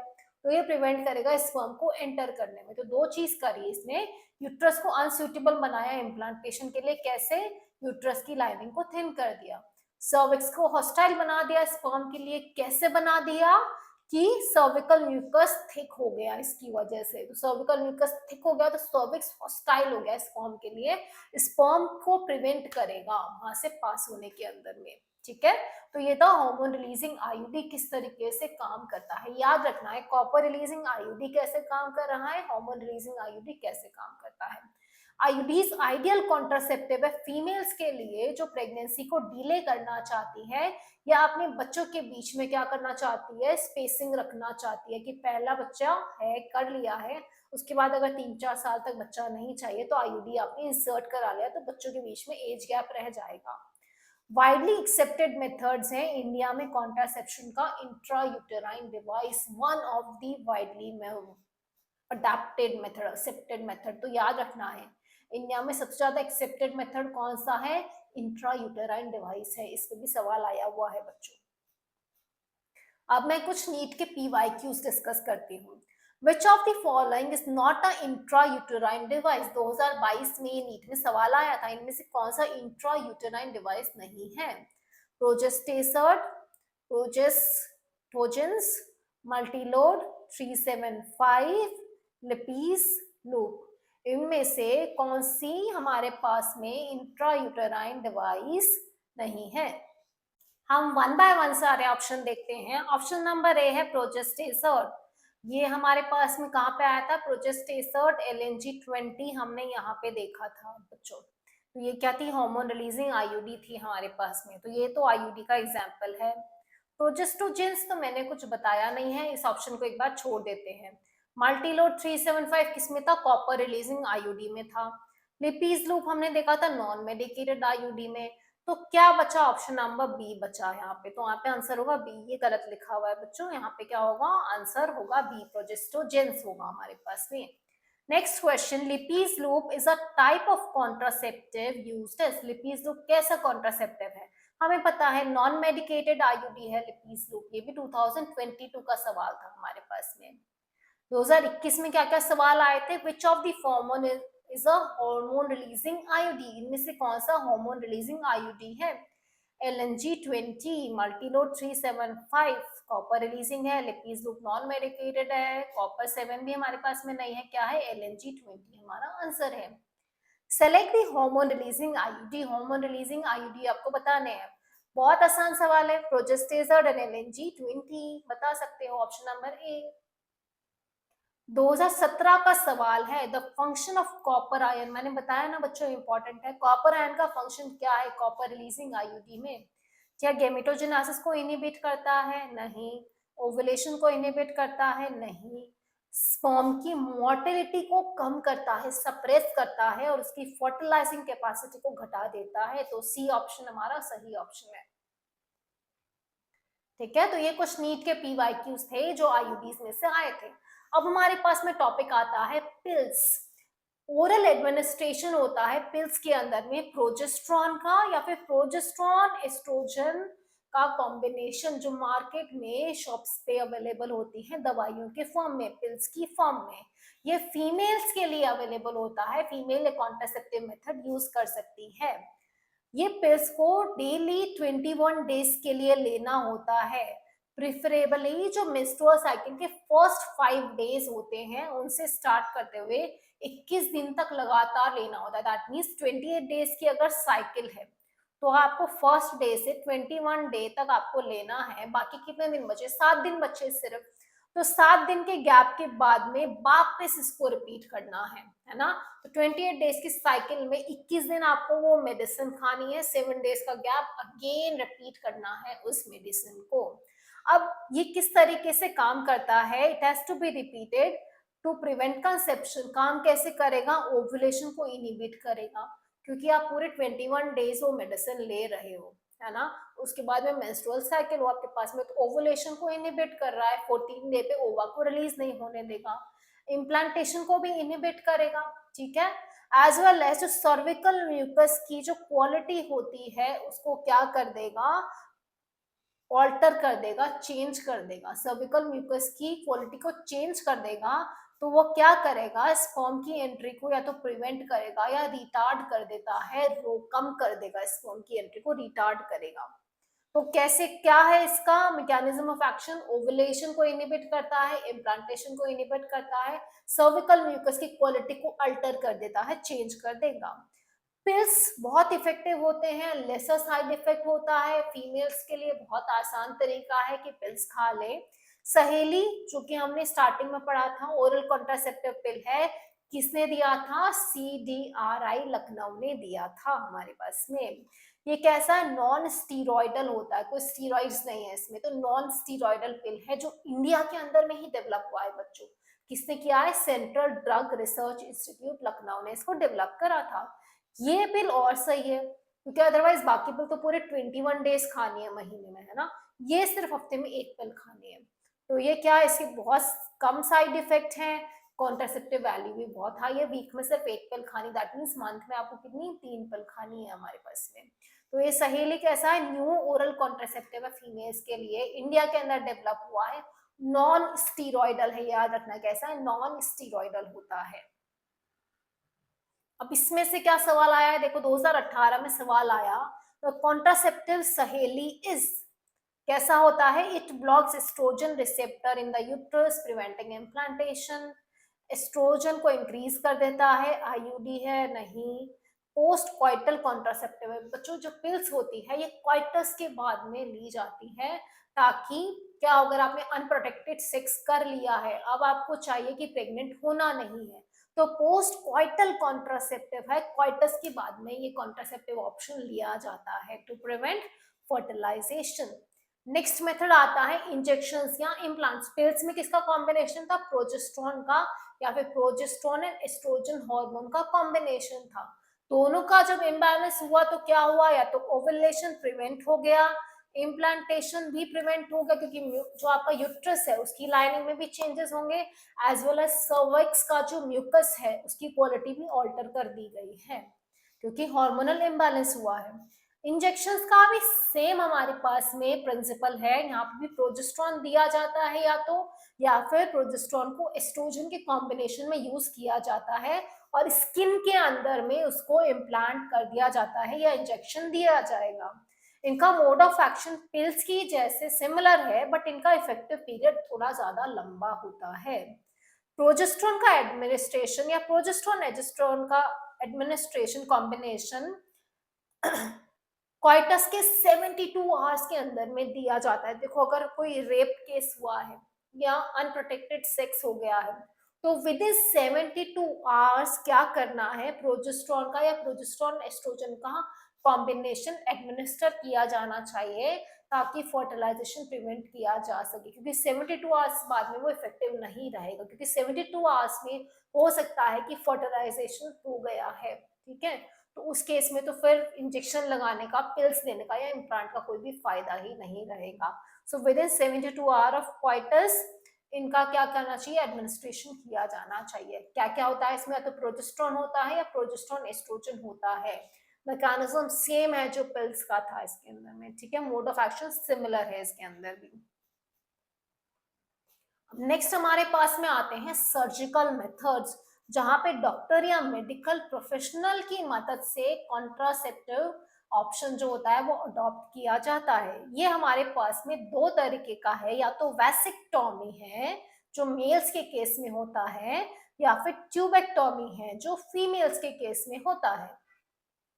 वैसेक्टोमी के अंदर में क्या किया जाता है, जो वास्ट डिफरेंस निकलती है ट्यूब, है ना, मेल रिप्रोडक्टिव सिस्टम का स्ट्रक्चर हमने देखा था, तो उस वास्ट डिफरेंस को कट कर दिया जाता है। यहाँ पे देखोगे उसको टाई कर दिया गया है। कट करके टाई करने से हुआ क्या बच्चों, क्योंकि स्पर्म कहाँ बनेंगे, टेस्टिस के अंदर में बनेंगे, सेमिनिफेरस ट्यूब्यूल में। वहां से ये स्पर्म वास्ट डिफरेंस के थ्रू ट्रैवल करते हुए आते हैं एंड यूरेथ्रा के अंदर में पास ऑन होते हैं। जब स्पर्म यहाँ से आएंगे ही नहीं, है ना, तो क्या होगा, यहाँ पे स्पर्म तो आ नहीं रहे, तो सीमन के अंदर में क्या होगा, सिर्फ सेमिनल प्लाज्मा होगा। सेमिनल प्लाज्मा क्या था, seminal vesicle, prostate gland, bulb urethral gland के सिक्रीशन होंगे। बट उसके अंदर में क्या होगा, जो बाहर अपने पास में सीमन आ रहा है उसमें स्पर्म नहीं होगा, स्पर्म एब्सेंट होगा इसके अंदर में, ठीक है। तो क्या हुआ, जब स्पर्म नहीं है तो फर्टिलाइजेशन होगा नहीं। ये एक टर्मिनल मेथड है, इरिवर्सिबल मेथड माना जाता है, कि परमानेंटली आपने क्या करा दीजिए, वास्ट डिफरेंस कट करके टाई करा दी, तो अब प्रेगनेंसी का ऑप्शन नहीं है। सिमिलरली अगर फीमेल्स कराना चाहती है तो फीमेल्स के केस में फेलोपियन ट्यूब को कट करके टाई कर दिया जाता है। तो अब इससे बच्चों होगा क्या, ओवा तो बनेगा इधर ओवरी के अंदर में, ये रिलीज होके आएगा इधर फेलोपियन ट्यूब में, ठीक है। स्पर्म कहाँ से आना था, वजाइना, सर्विक्स, यूट्रस के थ्रू आना था इधर फेलोपियन ट्यूब में। अब ये ट्यूब तो कट करके टाई कर दिए, तो स्पर्म इसके आगे ट्रैवल ही नहीं कर पाएगा। तो अनप्रोटेक्टेड सेक्स भी करा, कॉन्डम वगैरह यूज नहीं करा, तो भी फर्टिलाइजेशन नहीं होगा। क्यों नहीं होगा, क्योंकि फेलोपियन ट्यूब कट करके टाई कर दी, तो स्पर्म यहाँ आके अटक जाएगा। ओवा यहाँ पे, दैट मीन्स फीमेल में ओव्यूलेशन भी हो रहा है, स्पर्म की एंट्री भी हो रही है, बट फर्टिलाइजेशन प्रोसेस नहीं होगा, क्योंकि फेलोपियन ट्यूब को कट करके हमने क्या कर दिया है, टाई कर दिया है। ये कैसे मेथड है, टर्मिनल मेथड्स हैं, परमानेंट मेथड है, इरिवर्सिबल मेथड होते हैं। अब इस पे कुछ नीट का पीवाईक्यू देखते हैं जो आया था 2015 या 14 के अंदर में आया। Tubectomy is a method of sterilization in which, किसमें होता है, फीमेल के अंदर में होता है, फेलोपियन ट्यूब को कट और टाई करते हैं। हम देख लेते हैं कौन सा ऑप्शन बैठ रहा है। Small part of fallopian tube is removed और टाइड अप, सही है। ओवरीज को रिमूव नहीं करते हैं, वास डेफरेंस नहीं रिमूव की जाती है, यूट्रस को भी रिमूव नहीं करते हैं, है ना बच्चों, याद रखना यूट्रस ओवरी किसी को रिमूव नहीं किया जा रहा है, सिर्फ फेलोपियन ट्यूब को थोड़ा कट करके उसको बांध दिया जा रहा है यहाँ पे, तो याद रखना ये। नाउ अब ये हम एम्फेसिस दिया जाना चाहिए कि सूटेबल कॉन्ट्रासेप्टिव मेथड का सिलेक्शन एंड उसका यूज हमेशा कंसल्टेशन या मेडिकल प्रोफेशनल से कंसल्ट करके ही लिया जाना चाहिए। हमें हमेशा याद रखना चाहिए कॉन्ट्रासेप्टिव एक रेगुलर रिक्वायरमेंट नहीं है रिप्रोडक्टिव हेल्थ को मेंटेन करने के लिए। इनफैक्ट ये किसी नेचुरल इवेंट के अगेंस्ट हम यूज कर रहे हैं ना। नेचुरल इवेंट क्या है? फर्टिलाइजेशन, प्रेगनेंसी एक नेचुरल इवेंट है। हम कुछ बैरियर लगा के कुछ और मेथड यूज करके उसको रोक रहे हैं, तो नेचर के हम अगेंस्ट जा रहे हैं। अब वन किसी को हम फोर्स करते हैं ये मेथड यूज करने के लिए, या तो हमें प्रेगनेंसी डिले करनी है, बच्चों के बीच में स्पेस रखना है, तो पॉसिबल जो रीजन है पर्सनल रीजन की वजह से लोग ये यूज करते हैं पॉपुलेशन ग्रोथ को चेक करने के लिए। बट इनके कुछ ना कुछ पॉसिबल साइड इफेक्ट्स होते हैं, जैसे नॉजिया हो गया, जी घबराना हो गया, एब्डोमेन के अंदर पेन हो सकता है, ब्लीडिंग हो सकती है, इरेगुलर मेंस्ट्रुअल साइकिल हो सकती है, कई केसेस में इवन ब्रेस्ट कैंसर भी हो सकता है। हम अभी तक पढ़ चुके हैं कि रिप्रोडक्टिव हेल्थ क्या होता है, रिप्रोडक्टिव हेल्थ को अचीव करना क्यों नेसेसरी है, आरसीएच प्रोग्राम क्या होते हैं, कौन कौन से कॉन्ट्रासेप्टिव मेथड्स हमारे पास में अवेलेबल है। Medical termination of pregnancy. A female has a choice to choose whether she wants to keep the child or not. So what is medical termination of pregnancy? Intentional और voluntary termination of pregnancy before full term. Full term का मतलब है यहाँ पे 9 months. तो 9 months complete होने के पहले इंटेंशनली या वॉलंटरली प्रेगनेंसी को टर्मिनेट कर दिया जाता है, तो उसको हम कहते हैं इंड्यूस्ड अबॉर्शन या मेडिकल टर्मिनेशन ऑफ प्रेगनेंसी। बेटा एक डेटा में जो आपको बताने वाली हूँ कि 45 से 50 मिलियन अबॉर्शंस हर साल किए जाते हैं पूरी दुनिया में। जितनी भी प्रेगनेंसी है उसका 1/5 ये हमारे पास में अमाउंट होता है, मतलब जितनी प्रेगनेंसी हो रही है उसमें से 1/5 अबॉर्ट कर दी जाती है। इंडिया की गवर्नमेंट ने 1971 में एमटीपी को लीगलाइज करा, बट कुछ स्ट्रिक्ट कंडीशन के साथ में, ताकि इसका मिसयूज ना हो। एमटीपीज का क्या काम है, क्यों असेंशियल है? To get rid of unwanted pregnancies. अब वो अनवांटेड प्रेगनेंसी या तो रेप केस की वजह से हो सकता है, कैजुअल अनप्रोटेक्टेड इंटरकोर्स की वजह से हो सकता है, या फिर हो सकता है कि कॉन्ट्रासेप्टिव मेथड यूज करा फिर भी वो फेल हो गया, तो उस केस के अंदर में मेडिकल टर्मिनेशन ऑफ प्रेगनेंसी किया जाता है। ये एमटीपी और किस केसेस में एसेंशियल हो जाता है? उन केसेस में जहां प्रेगनेंसी को कंटिन्यू करना माँ के लिए और बच्चे के लिए, मदर एंड चाइल्ड दोनों के लिए कैसा है? लाइफ थ्रेटनिंग है, हार्मफुल है। तो ये हमारे पास में एमटीपी की एसेंशियलिटी है कि एमटीपी क्यों एसेंशियल है हमारे पास में। अब एमटीपी सेफ होता है फर्स्ट ट्राइमेस्टर के अंदर में 12 वीक्स तक। प्रेगनेंसी का अगर 12 वीक है तब तक एमटीपी सेफ है। सेकेंड ट्राइमेस्टर में भी किया जा सकता है, बट कंपैरेटिवली रिस्कियर होता है, रिस्कियर है सेकेंड ट्राइमेस्टर के अंदर में। Majority of MTPs illegally unqualified doctors के द्वारा किए जाते हैं। जोराछाप डॉक्टर्स होते हैं ना गाँव वगैरह के अंदर में, उनके द्वारा किए जाते हैं। अब इसका मिसयूज क्या किया जाता है बच्चों? हमने पढ़ा था एमनियोसिंथेसिस, कुछ याद आया? क्या था एमनियोसिंथेसिस? जहाँ पे एमनियोटिक फ्लूइड को एनालाइज किया जा रहा था क्रोमोसोमल डिसऑर्डर पता करने के लिए, बट उसका मिसयूज क्या था? हम बच्चे का सेक्स डिटरमाइन कर रहे थे, है ना। आज भी कई ऐसी जगह हैं जहाँ एमनियोसिंथेसिस को यूज करके ये डिटरमाइन किया जाता है कि चाइल्ड क्या है, अनबॉर्न फीमेल है। पता चला फीमेल है तो क्या कर दिया जाएगा? एमटीपी करा के उसको अबॉर्ट कर दिया जाता है बच्चे को। हाँ, आज के टाइम पे भी ऐसी बहुत सारी जगह हैं जहाँ फीमेल फीटिसाइड बहुत प्रेवलेंट है। इसलिए तो हमारी सरकार ने इतने स्ट्रिक्ट कंडीशंस लगाई है इसके साथ में कि डॉक्टर इसको ऐसे परफॉर्म नहीं कर सकता है। अब पहले इसके ऊपर कुछ सीबीएसई बोर्ड के पीवाईक्यू देखते हैं। So what is MTP? MTP क्या था? Voluntarily termination of pregnancy before full term. What is its significance? Significance ये पूरा आ जाएगा to get rid of unwanted pregnancy से लेकर के फीटस और बोथ। ये दोनों पॉइंट आ जाएंगे इसके अंदर में। आप इसको पॉइंट के फॉर्म में लिखोगे तो और अच्छा रहेगा। पॉइंट 1 एंड पॉइंट 2 इसके सिग्निफिकेंस होंगे। Why is MTP considered essential but misused? तो essential में सेम पॉइंट हो जाएगा, टू गेट rid of unwanted pregnancies, and MTP is essential जहां प्रेगनेंसी कंटिन्यू करना क्या है, लाइफ थ्रेटनिंग है। तो ये दोनों पॉइंट आएंगे। मिसयूज कैसे होता है? With the help of amniocentesis sex of the child is determined and if it turns out to be female, MTP is performed and female feticide is, ठीक है। तो ये मिसयूज होता है इसका, तो याद रखना है बच्चों। इस पे भी सवाल आपके यहाँ आए हुए हैं, ऐसा नहीं सोचना कि एमटीपी इंपॉर्टेंट नहीं है, छोटा सा टॉपिक है, इंपॉर्टेंट है, ठीक है। अब मैं आपको बताती हूँ medical termination of pregnancy act. आपकी एनसीईआरटी में साइड में छोटे से बॉक्स में है बच्चों, बट ये इंपॉर्टेंट है। एमटीपी एक्ट आया 2017 के अंदर में। गवर्नमेंट ने इसको क्यों लाया?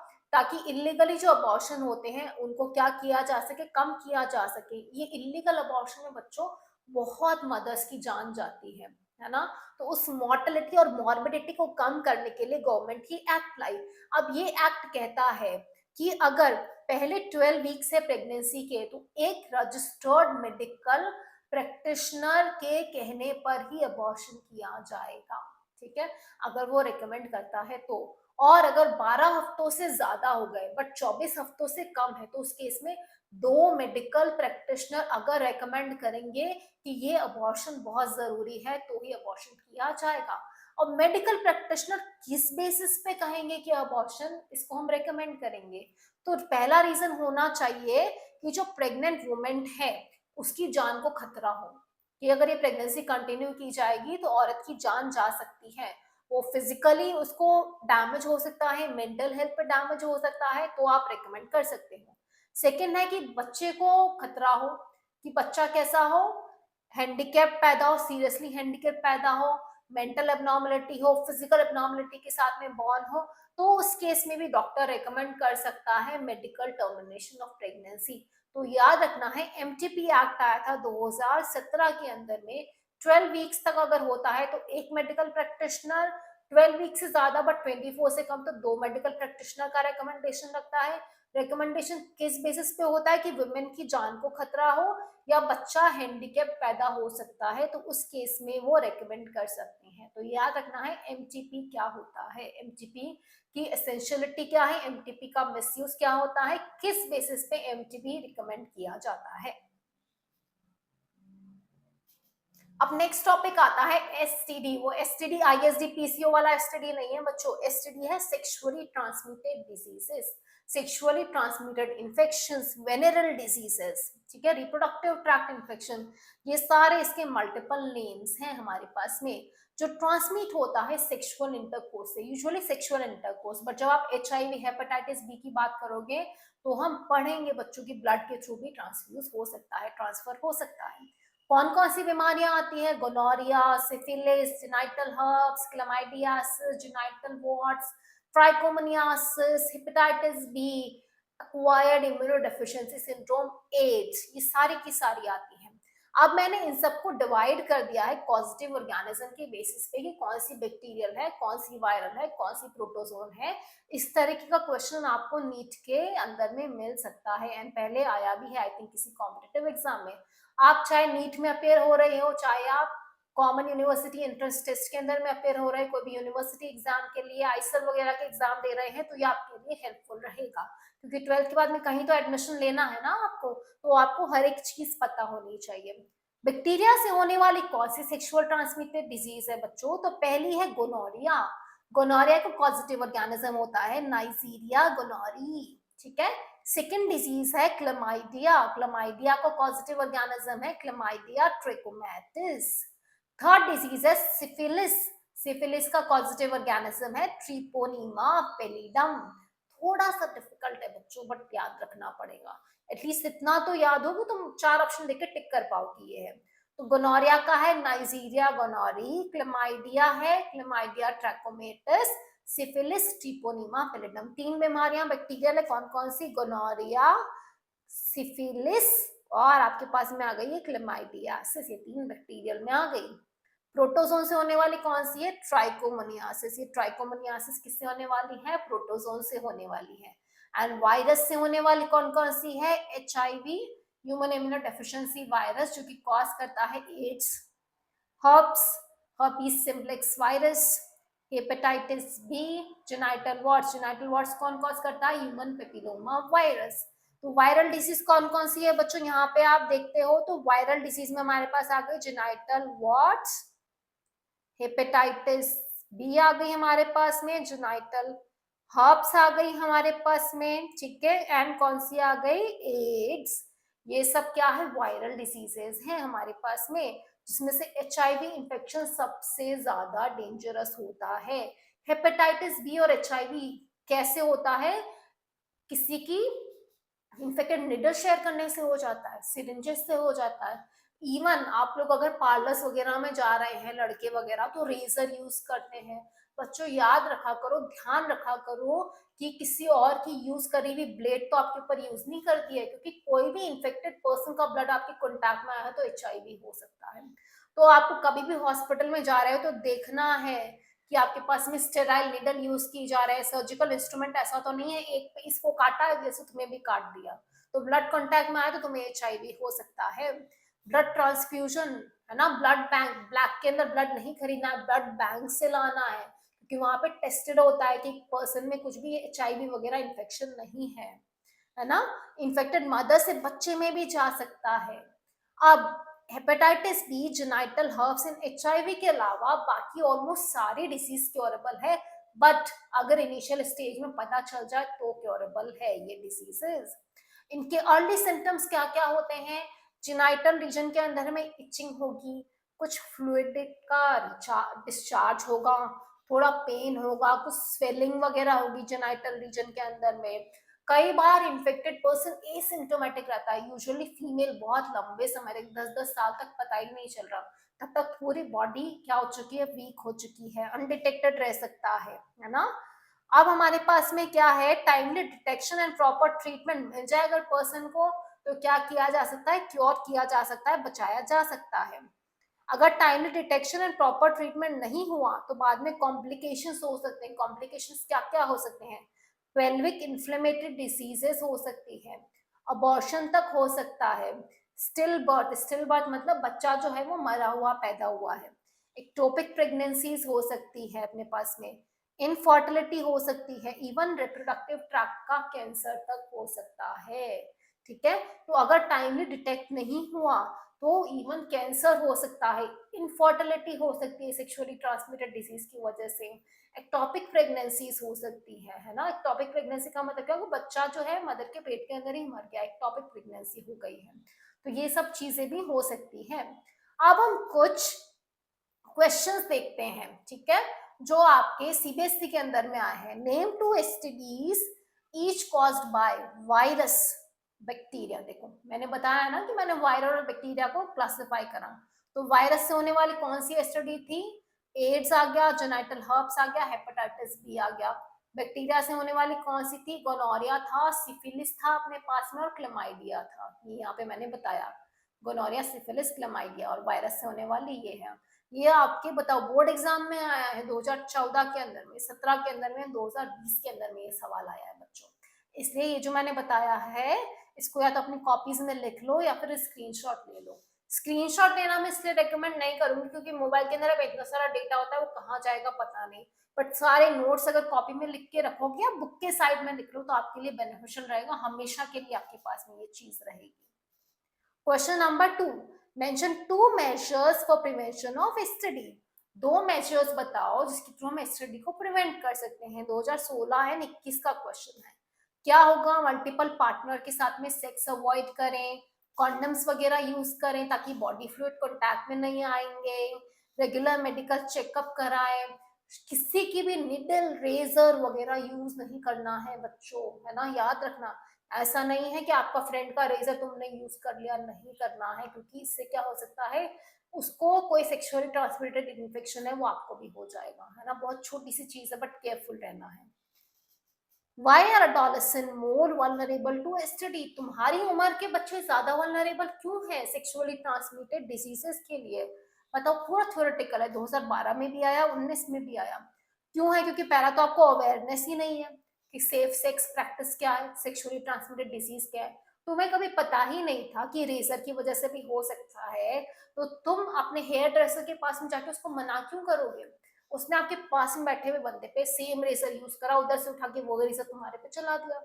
अब तुम्हें पता है कि इसकी वजह से सेक्सुअल ट्रांसमिटेड डिजीज हो सकती है, तो तुम नेक्स्ट टाइम उसको बोलोगे कि नहीं आप इसके अंदर में ब्लेड यूज करो, बोलोगे कि नहीं बोलोगे? बोलोगे, है ना? तो आपको लैक ऑफ अवेयरनेस की वजह से आप प्रोन होते हो एसटीडीज के लिए। क्यूरियोसिटी हाई होती है, सेक्सुअली आप क्या करना चाहते हो, चीजों को आप एक्सप्लोर करना चाहते हो, तो बहुत क्यूरियोसिटी होती है, इस वजह से वल्नरेबल होते हैं। पीयर प्रेशर या मीडिया से इजिली इन्फ्लुएंस हो जाओगे कि ड्रग्स वगैरह ले ली, एक की सिरिंज दूसरे के अंदर में लगा दी, है ना, मल्टीपल सेक्स पार्टनर, ये सब चीजें। हेजिटेशन होता है, सोशल स्टिग्मा है कि मेडिकल हेल्प जाके नहीं लोगे, कुछ प्रॉब्लम है, या आपको क्या है सेक्स एजुकेशन से रिलेटेड कुछ पूछना, बट आप जाओगे नहीं क्योंकि हेजिटेशन है। हमारी सोसाइटी के अंदर में टेबू है सेक्स के बारे में बात करना ही, है ना, पेरेंट्स के साथ में बात करना भी टबू है सेक्स के बारे में। तो ये सब रीजन है कि अडोलेसेंट ज्यादा वल्नरेबल है सेक्सुअली ट्रांसमिटेड डिजीज के लिए। अब इसमें से देखते हैं नीट में क्या सवाल आया है। तो which one of the following common sexually transmitted disease is completely curable when detected early and treated properly? इनमें से कौन सी सेक्सुअली ट्रांसमिटेड डिजीज पूरी तरीके से क्यूरेबल है अगर उसको अर्ली स्टेज में डिटेक्ट कर दिया जाए?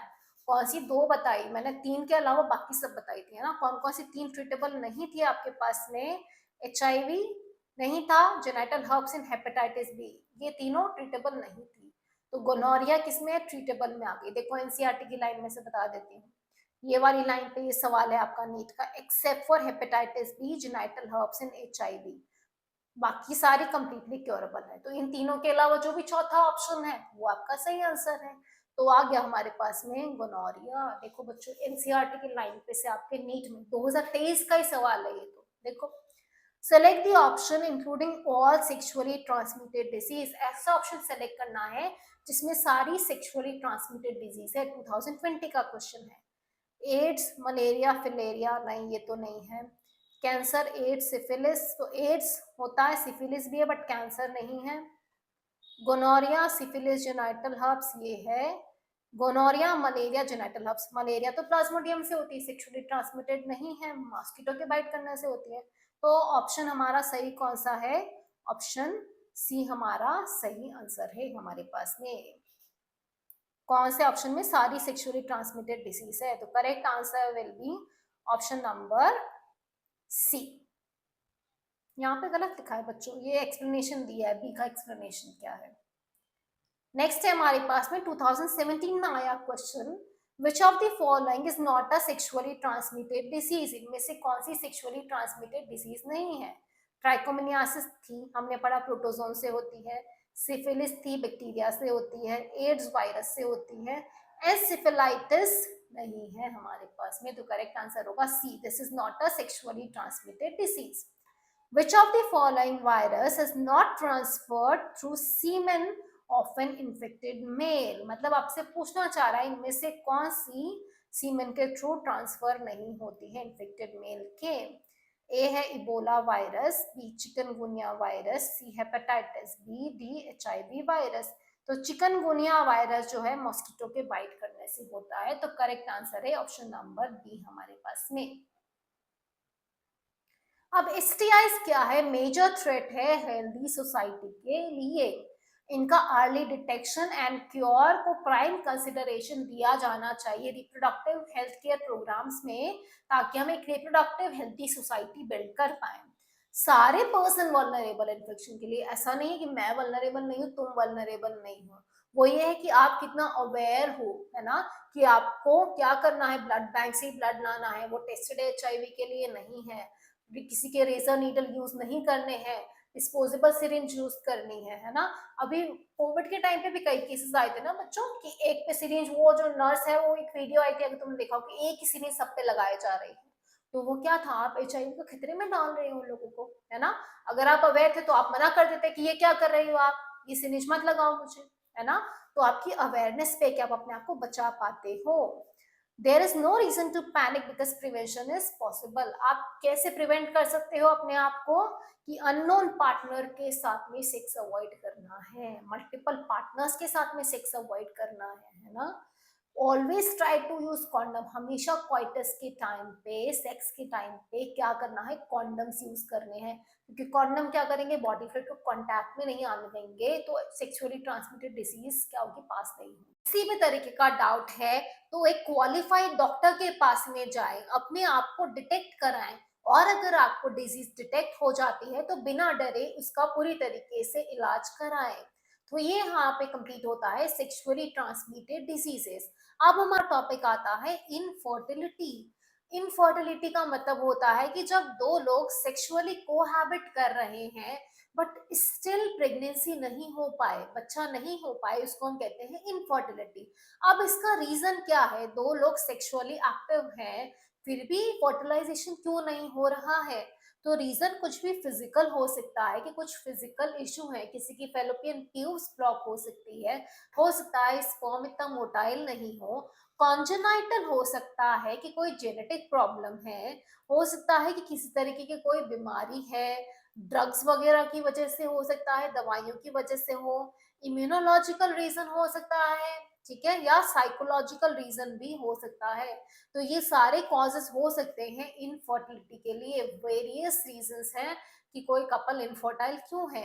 बट इंडिया के अंदर में मोर ऑफनली हम फीमेल्स को ब्लेम कर देते हैं अगर बच्चा नहीं होता है तो, जबकि मोस्टली प्रॉब्लम कहाँ होती है, मेल पार्टनर में लाई करती है।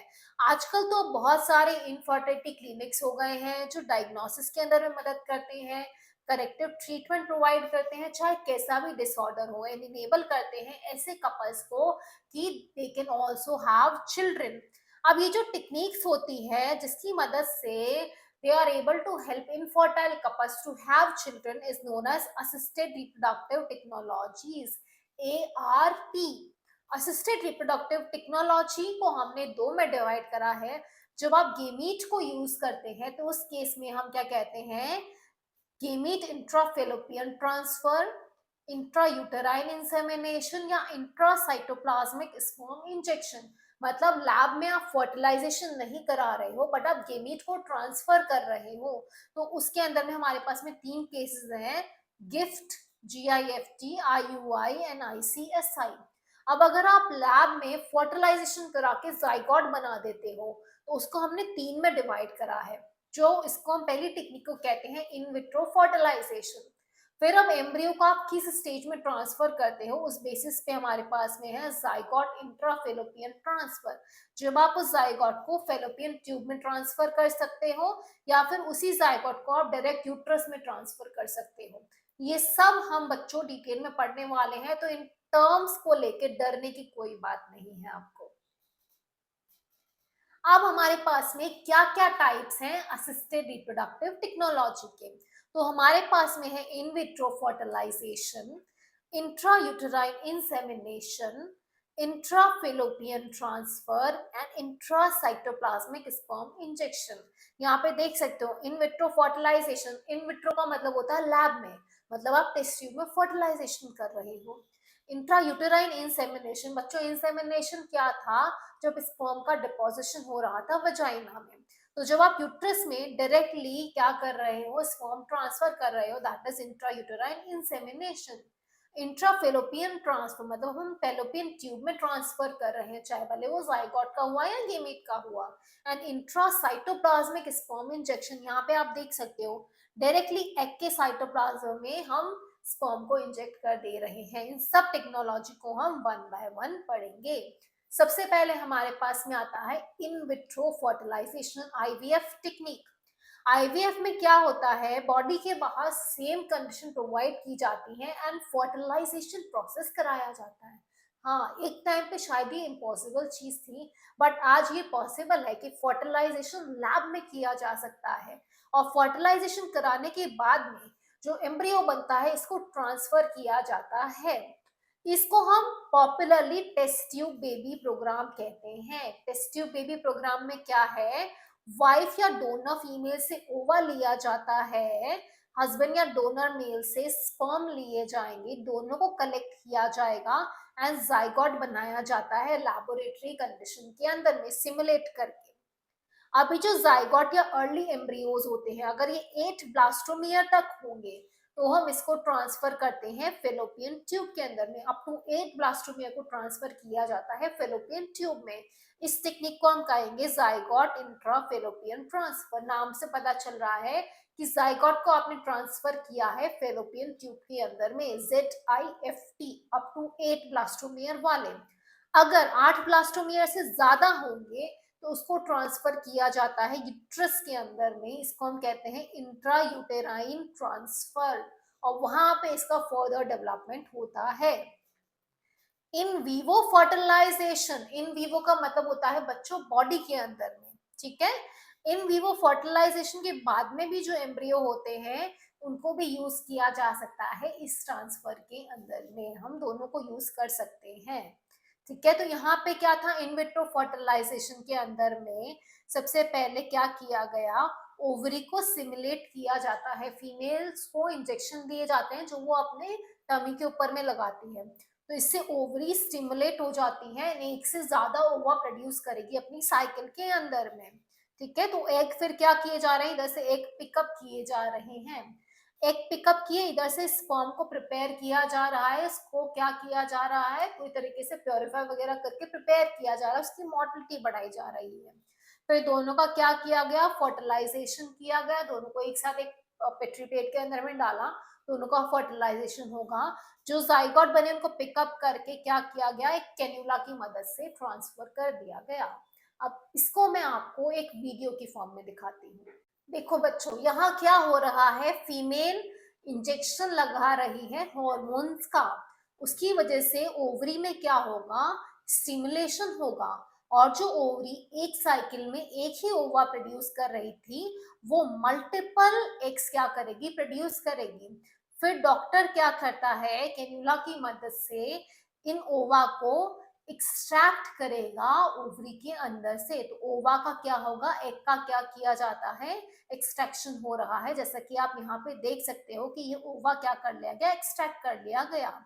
अब हम यहाँ पे क्या कर रहे हैं, माइक्रोस्कोप के नीचे यहाँ पे पेट्री प्लेट है, इसके अंदर में आपने क्या करा, वो जो ओवा था उसको ऐड कर दिया, एज वेल एज स्पर्म को वहां पे ऐड कर दिया, दोनों का फर्टिलाइजेशन हुआ, जाइगोट बना, एम्ब्रियोज बने। 8 ब्लास्टोमियर तक अगर होंगे तो उसको आप इम्प्लांट करोगे फेलोपियन ट्यूब के अंदर में, 8 से ज्यादा होंगे तो उसका आप इम्प्लांट करोगे यूट्रस के अंदर में, हम उसको क्या कर देते हैं, इंसर्ट कर देते हैं, एंड फर्दर बेबी का डेवलपमेंट वहां पे हो जाता है।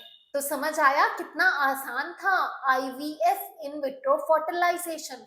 रट्टा लगाने की कोई जरूरत ही नहीं। आपने वीडियो में क्या देखा, फीमेल को पहले इंजेक्शन लगाए गए, ओवेरियन स्टिमुलेशन हुआ, हार्मोन थेरेपी दी गई, जिससे क्या हुआ, उसकी ओवरी के अंदर में मल्टीपल एग्स बने। फिर एग्स को क्या किया गया, पिकअप किया गया। एग को पिकअप करने के बाद में क्या किया गया, उस एग को स्पर्म के साथ में एक पेट्री प्लेट में ऐड कर दिया गया, दोनों का फर्टिलाइजेशन हुआ तो जाइगोट बना, जाइगोट डिवाइड होना स्टार्ट हुआ। अगर 8 ब्लास्टोमियर तक था तो उसको आपने कहाँ ट्रांसफर करा, फेलोपियन ट्यूब में। 8 से ज्यादा ब्लास्टोमियर था तो इसको डायरेक्टली कहाँ ट्रांसफर कर दिया हमने, यूट्रस के अंदर में, जो कि क्या हो गया, इंट्रा यूटेराइन ट्रांसफर, या फिर क्या हो गया हमारे पास में, ZIFT। तो ये था इन विट्रो फर्टिलाइजेशन। अब हम देखते हैं कुछ नीट के प्रीवियस ईयर क्वेश्चन। 2020 में क्वेश्चन आया था, in which of the following technique the embryos are transferred, किस टेक्निक में एम्ब्रियोज ट्रांसफर्ड होते हैं। पहला है ICSI एंड ZIFT। तो ICSI तो बच्चों कहाँ देखा था, मैंने आपको इधर बताया था, वो गेमीट वाले में था, है ना। तो ICSI गेमीट वाले में था अपने पास में, तो ये ऑप्शन हमारा इनकरेक्ट है। GIFT एंड ICSI दोनों गेमीट वाले में थे। ZIFT एंड IUT यहाँ पे आपका है सही आंसर, क्योंकि यहाँ पे हम एम्ब्रियोज को ट्रांसफर कर रहे हैं। ZIFT मतलब जाइगोट इंट्रा फेलोपियन ट्रांसफर, जब आप जाइगोट को फेलोपियन ट्यूब में ट्रांसफर कर रहे हो। एंड IUT मतलब इंट्रा यूटेराइन ट्रांसफर, जहाँ पे एम्ब्रियो को हम यूट्रस के अंदर में ट्रांसफर कर रहे हैं, है ना, बहुत आसान।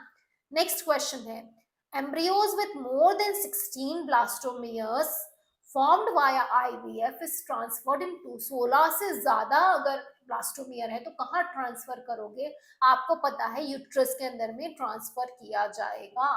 ये क्वेश्चन था 2018 के नीट के अंदर में आया था।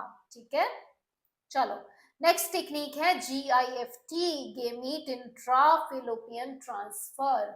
इस टेक्निक में क्या होता है, ओवम कलेक्ट किए जाते हैं डोनर से।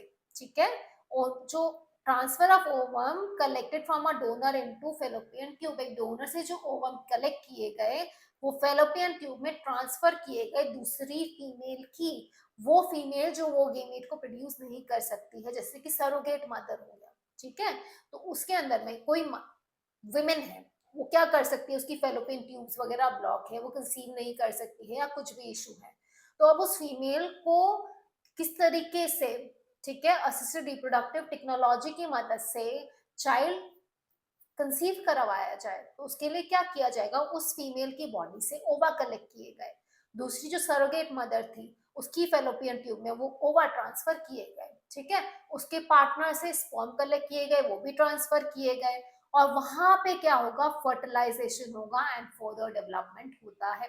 तो यहाँ पे हम पिक्चर में देखते हैं मेच्योर एग्स लिए गए विमेन की ओवरी से, ठीक है, एंड स्पर्म लिए गए मेल के टेस्टिस से। ठीक है, अब क्या किया गया, यहाँ पे जो फीमेल थी इसकी फेलोपियन ट्यूब में इनको ट्रांसफर कर दिया गया, दोनों को यहाँ पे ट्रांसफर करा, तो क्या होगा, एग एंड स्पर्म का फर्टिलाइजेशन होगा। ठीक है, क्योंकि वो फीमेल उसको सूटेबल एनवायरनमेंट प्रोवाइड कर सकती है फर्टिलाइजेशन के लिए, और क्या हो सकता है, प्रेगनेंसी हो सकती है। ठीक है, तो इस तरीके से गेमीट इंट्राफेलोपियन ट्रांसफर होता है, डोनर फीमेल से एंड डोनर मेल से स्पर्म एंड ओवा लिए गए, दूसरी फीमेल के अंदर में उनको ट्रांसफर किया गया जहां पे फर्टिलाइजेशन का प्रोसेस होगा। This is known as gamete intrafallopian transfer, क्योंकि यहाँ पे गेमीट को ट्रांसफर किया जा रहा है बच्चों फेलोपियन ट्यूब के अंदर में। नेक्स्ट टेक्निक है इंट्रासाइटोप्लाज्मिक स्पर्म इंजेक्शन। जैसे कि यहाँ पे देख सकते हो ये एग का साइटोप्लाज्म है, आप देख रहे हो कुछ इंजेक्शन निडल है जिसमें स्पर्म है, और ये एक टूल इसको होल्ड करके रख रखा है, मतलब हम डायरेक्टली स्पर्म को इंजेक्ट कर रहे हैं किसके अंदर में, ओवा के अंदर में। ICSI एक स्पेशल प्रोसीजर है एम्ब्रियो बनाने का लैब के अंदर में, जहां पे स्पर्म को डायरेक्टली ओवम के अंदर में इंसर्ट कर देते हैं, इंजेक्ट कर देते हैं, मतलब कोई चांस ही नहीं है फेलियर का। अब ICSI और कन्वेंशनल IVF में अंतर क्या है, जो कन्वेंशनल IVF होता है ना बच्चों, वहां पे पेट्री प्लेट के अंदर में ओवा एंड स्पर्म दोनों को ऐसे ही ऐड कर दिया जाता है, तो चांस एनकाउंटर के ऊपर है कि क्या स्पर्म पेनिट्रेट कर पा रहा है उसको ओवा को एंड फर्टिलाइजेशन कॉज कर पा रहा है ना, डिपेंड करता है, जरूरी नहीं है कि फर्टिलाइजेशन होगा ही होगा। बट ICSI टेक्निक में अपने पास में क्या है कि ये ओवा है, इसको होल्ड कर रखा है पाइपेट की मदद से, और दूसरा इंजेक्शन पाइपेट से स्पर्म को इसमें इंजेक्ट कर दिया गया है ना। तो ये क्या है, अपने पास में ज्यादा एडवांस टेक्निक है। इस पे मैं आपको अब एक वीडियो दिखाती हूँ। ये यहाँ पे स्पर्म है, आप देख सकते हो, इस स्पर्म को पाइपेट की मदद से क्या किया जा रहा है, पकड़ा जा रहा है, एंड पाइपेट की मदद से इस स्पर्म को हम क्या कर लेंगे, हम इस स्पर्म को ले लेंगे अपनी पाइपेट के अंदर में, ताकि हम अपना ICSI का प्रोसीजर कंप्लीट कर पाए। अब ये जो स्पर्म यहाँ पे हमारे पास पाइपेट में आ गया है, अब हम इसको लेके जाते हैं एग के पास में। ठीक है, अब अगर इस पाइपेट की मदद से हम इस एग के अंदर में डायरेक्ट इंसर्ट करने की कोशिश करते हैं, तो देखते हैं एग तो इधर उधर जा रहा है ना, बहुत मुश्किल हो रही है उसको पेनिट्रेट करने में, एग कभी ऊपर जा रहा है, कभी एग नीचे जा रहा है, तो ये तो बहुत प्रॉब्लमेटिक है। तो फिर हम लाते हैं एक होल्डिंग पाइपेट। ठीक है, इस होल्डिंग पाइपेट की मदद से सक्शन प्रेशर के थ्रू इस एग को होल्ड कर लिया जाता है। अब जब एग को होल्ड कर लिया गया इस पाइपेट की मदद से, तो जो दूसरी हमारे पास में इंजेक्टिंग पाइपेट है जिसके अंदर में हमारा स्पर्म प्रेजेंट है, उसको हम यहाँ पे लेकर के आते हैं एंड पेनिट्रेट करवा के, ठीक है, लेयर्स को पेनिट्रेट करने के बाद में जो स्पर्म होगा उसको क्या कर दिया जाएगा, रिलीज कर दिया जाएगा ओवा के साइटोप्लाज्म के अंदर में, जहाँ पे क्या हो जाएगा, फर्टिलाइजेशन का प्रोसेस हो जाएगा।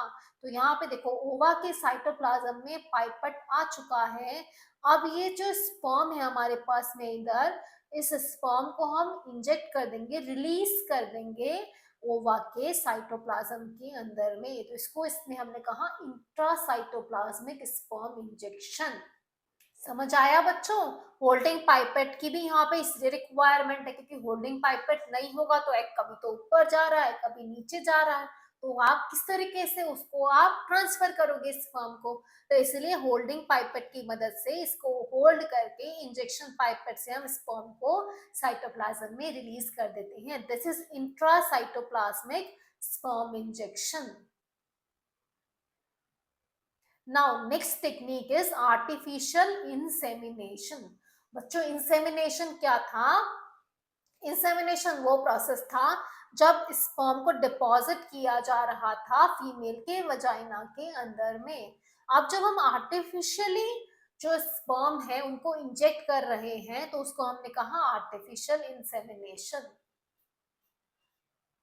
अब ये किस केस में करा जाता है? जब इनफर्टिलिटी केस होता है, मेल पार्टनर की इनएबिलिटी की वजह से कि वो इंसेमिनेट नहीं कर पा रहा है फीमेल को, इजैकुलेशन वगैरह का कुछ इश्यू है मेल के अंदर में। दूसरा, अगर स्पर्म काउंट बहुत लो है मेल के इजैकुलेट के अंदर में, तो उस केस में भी आर्टिफिशियल इंसेमिनेशन टेक्निक का इस्तेमाल किया जाता है। इस टेक्निक में क्या किया जाएगा, हस्बैंड से या हेल्दी डोनर से स्पर्म कलेक्ट किए जाएंगे, उन स्पर्म को ट्रीट किया जाएगा, ठीक है, ट्रीट करके उनकी मोर्टेलिटी वगैरह बढ़ाई जाएगी और फिर उसके बाद में इनको फीमेल की या तो वजाइना के अंदर में इंट्रोड्यूस किया जाएगा या फिर फीमेल के यूट्रस में डायरेक्टली इंजेक्ट किया जाएगा। तो उससे क्या हो जाएगा, ये जो स्पर्म यहाँ पे क्या हो सकते थे, किल हो सकते थे, वो बच के डायरेक्टली ऊपर आ गए हैं। अब इनको ट्रैवल करना है फेलोपियन ट्यूब पे एंड फर्टिलाइजेशन कॉज करना है। इसको हमने कहा इंट्रायूटेराइन इंसेमिनेशन। एक था बच्चों इंट्रायूटेराइन ट्रांसफर, वहां पे आप जाइगोट को ट्रांसफर कर रहे थे यूट्रस के अंदर में, दोनों अलग है। इंट्रायूटेराइन इंसेमिनेशन में आप स्पर्म को ट्रांसफर कर रहे हो यूट्रस में, दोनों में बहुत अंतर है। इंट्रायूटेराइन ट्रांसफर था अपना आईवीएफ के अंदर में, जहां जाइगोट बनने के बाद में जाइगोट को आपने यूट्रस में ट्रांसफर करा था। इंट्रायूटेराइन इंसेमिनेशन है जब आप स्पर्म को यूट्रस में क्या कर रहे हो, ट्रांसफर कर रहे हो, दैट इज इंट्रायूटेराइन इंसेमिनेशन। ठीक है, समझ आया? आर्टिफिशियल इंसेमिनेशन क्या है, जब आप आर्टिफिशियली स्पर्म को इंट्रोड्यूस कर रहे हो या तो फीमेल के वजाइना में या यूट्रस के अंदर में। इसको हम कहेंगे intrauterine insemination of the female. किस केस में होगा, या तो मेल पार्टनर में इनेबल है इंसेमिनेट करने के लिए या फिर स्पर्म काउंट बहुत लो है उसके इजैकुलेट के अंदर में। दोनों केस के अंदर में आप उस कपल को कैसे मदद करोगे? तो आप उस कपल को मदद कर सकते हो with the technique intrauterine insemination या आर्टिफिशियल इंसेमिनेशन। अब हमारे पास में आता है नीट का PYQ। So in case of a couple where male have very low sperm count, अगर आप डॉक्टर हो, आपके पास में कोई कपल आया, आपने टेस्ट करा, आपको पता चला मेल का स्पर्म काउंट बहुत लो है, आपने आइडेंटिफाई कर लिया इस वजह से इस कपल को बेबी नहीं हो पा रहा है, तो आप कौन सी टेक्निक यूज करोगे? तुम्हारे पास बहुत सारी टेक्निक है, बट तुम्हें स्पेसिफिक कपल के अकॉर्डिंग स्पेसिफिक टेक्निक काम में लेनी है, और वो टेक्निक कौन सी होगी? Artificial insemination. बच्चों इंट्रायूटेराइन ट्रांसफर क्या था, जाइगोट जब बन गया था, है ना, यहाँ पे स्पर्म काउंट लो है तो आप आर्टिफिशियल इंसेमिनेशन करोगे। ठीक है, सीबीएसई का PYQ, explain how in IVF is carried out. IVF कैसे कैरिड आउट होता है, 2013 में, 16 में, 19 में, सब बार एक क्वेश्चन पूछा है। तो आईवीएफ कैसे कैरिड आउट किया जाता है, तो आप यहाँ से डिस्क्राइब कर दोगे आईवीएफ कैसे कैरिड आउट किया जाएगा। हमारे पास में ये आपको लिखना है, ova from wife या donor and sperm from husband are collected and are induced to form zygote under simulated condition in the lab। फिर इसके बाद में आप इसको दो में डिवाइड कर दोगे, ZIFTN intrauterine transfer up to 8 blastomere को हम ट्रांसफर करेंगे फेलोपियन ट्यूब में, that will come under ZIFT। 8 से ज्यादा वालों को आप ट्रांसफर करोगे यूट्रस में, that will come under intrauterine transfer, है ना। आप इसको बेटा फ्लो चार्ट की फॉर्म में भी बता सकते हो, है ना। आप फ्लो चार्ट की फॉर्म में किस तरीके से बता सकते हो, मैं आपको लिख के बताती हूँ। आप इस सवाल को फ्लो चार्ट की मदद से बेटा कैसे कर सकते हैं, आप ऐसा लिख सकते हैं कि आपने बोला कि फीमेल है, फीमेल से मैंने रिट्रीव कर लिए एग, मेल से मैंने रिट्रीव कर लिए स्पर्म, दोनों का मैंने फ्यूजन करा दिया लैब के अंदर में, फ्यूजन करा के मेरे को क्या मिल गया, जाइगोट मिल गया, ठीक है। अब अगर जाइगोट मोर देन 8 ब्लास्टोमियर हुआ तो मैंने करा, अप टू 8 ब्लास्टोमियर हुआ तो मैंने करा ZIFT, मोर देन 8 ब्लास्टोमियर हुआ तो मैंने कर दिया इंट्रायूटेराइन ट्रांसफर। तो इस तरीके से आपको, आप इसको पूरा फ्लो चार्ट की फॉर्म में भी आंसर को आप लिख सकते हैं, ठीक है। 2013 में क्वेश्चन था, 16 के अंदर में क्वेश्चन था, 19 में भी आपका क्वेश्चन रिपीटेड था, है ना। तो अच्छे से इसको आपको आंसर करना है, पैराग्राफ की फॉर्म में भी कर सकते हो, ऐसे भी कर सकते हो, एज यू विश, जैसा आपका मन है। Differentiate between IVF and GIFT 2011 और 18 का क्वेश्चन था। IVF में क्या हो रहा था, आपने ओवाइन स्पर्म को लैब के अंदर में फर्टिलाइज कराया। GIFT के अंदर में आप क्या कर रहे थे, गेमीट को आप ट्रांसफर कर रहे थे फेलोपियन ट्यूब में, ये आ गया, गेमीट को आप ट्रांसफर कर रहे हैं दूसरी फीमेल के अंदर में, जो क्या कर रही है उसको एनवायरनमेंट प्रोवाइड कर सके। तो यहाँ पे भी आप फ्लो चार्ट की फॉर्म में आप बता सकते हो, एक साइड आपने IVF बताया, दूसरी साइड आप क्या कर सकते हो, आप GIFT बता सकते हो। GIFT कैसे बताओगे, आपने बताया डोनर फीमेल है, डोनर फीमेल से हमने लिए ओवा, इन ओवा को हमने क्या कर दिया, ट्रांसफर कर दिया टू अनदर फीमेल या सरोगेट मदर, जो कि उसको वो एनवायरनमेंट प्रोवाइड कर सकती है। इसके अंदर में ही आपने क्या कर दिया, स्पर्म ट्रांसफर करे, फर्टिलाइजेशन यहाँ पे होगा, ठीक है। So you can mention it in the form of flow chart, या फिर आप लैंग्वेज की फॉर्म में भी बता सकते हैं। नेक्स्ट क्वेश्चन आता है, what is ICSI, intracytoplasmic sperm injection क्या होता है, तो आपको बता देना है, और कब इसको एम्प्लॉय किया जाता है, 2015 एंड 20 का क्वेश्चन है। What is ICSI, intracytoplasmic sperm injection में आप क्या करते हो, एम्ब्रियो के अंदर में जो स्पर्म है आप ओवा के अंदर में डायरेक्टली इंजेक्ट करके एम्ब्रियो बनाते हैं, दैट इज ICSI। किस केस के अंदर में इसको हम एम्प्लॉय करते हैं, किस केस के अंदर में ICSI को एम्प्लॉय किया जाएगा हमारे पास में, तो जब हमारे पास में क्या है, कपल क्या है, इनफर्टाइल है, स्पर्म की मोटिलिटी वगैरह कम है, कंसीव नहीं कर पा रहे हैं, उस केस में हम ICSI को क्या करेंगे, एम्प्लॉय कर देंगे। डायरेक्ट आप क्या कर रहे हो, इंजेक्ट कर दे रहे हो, स्पर्म की मोटिलिटी बहुत कम है।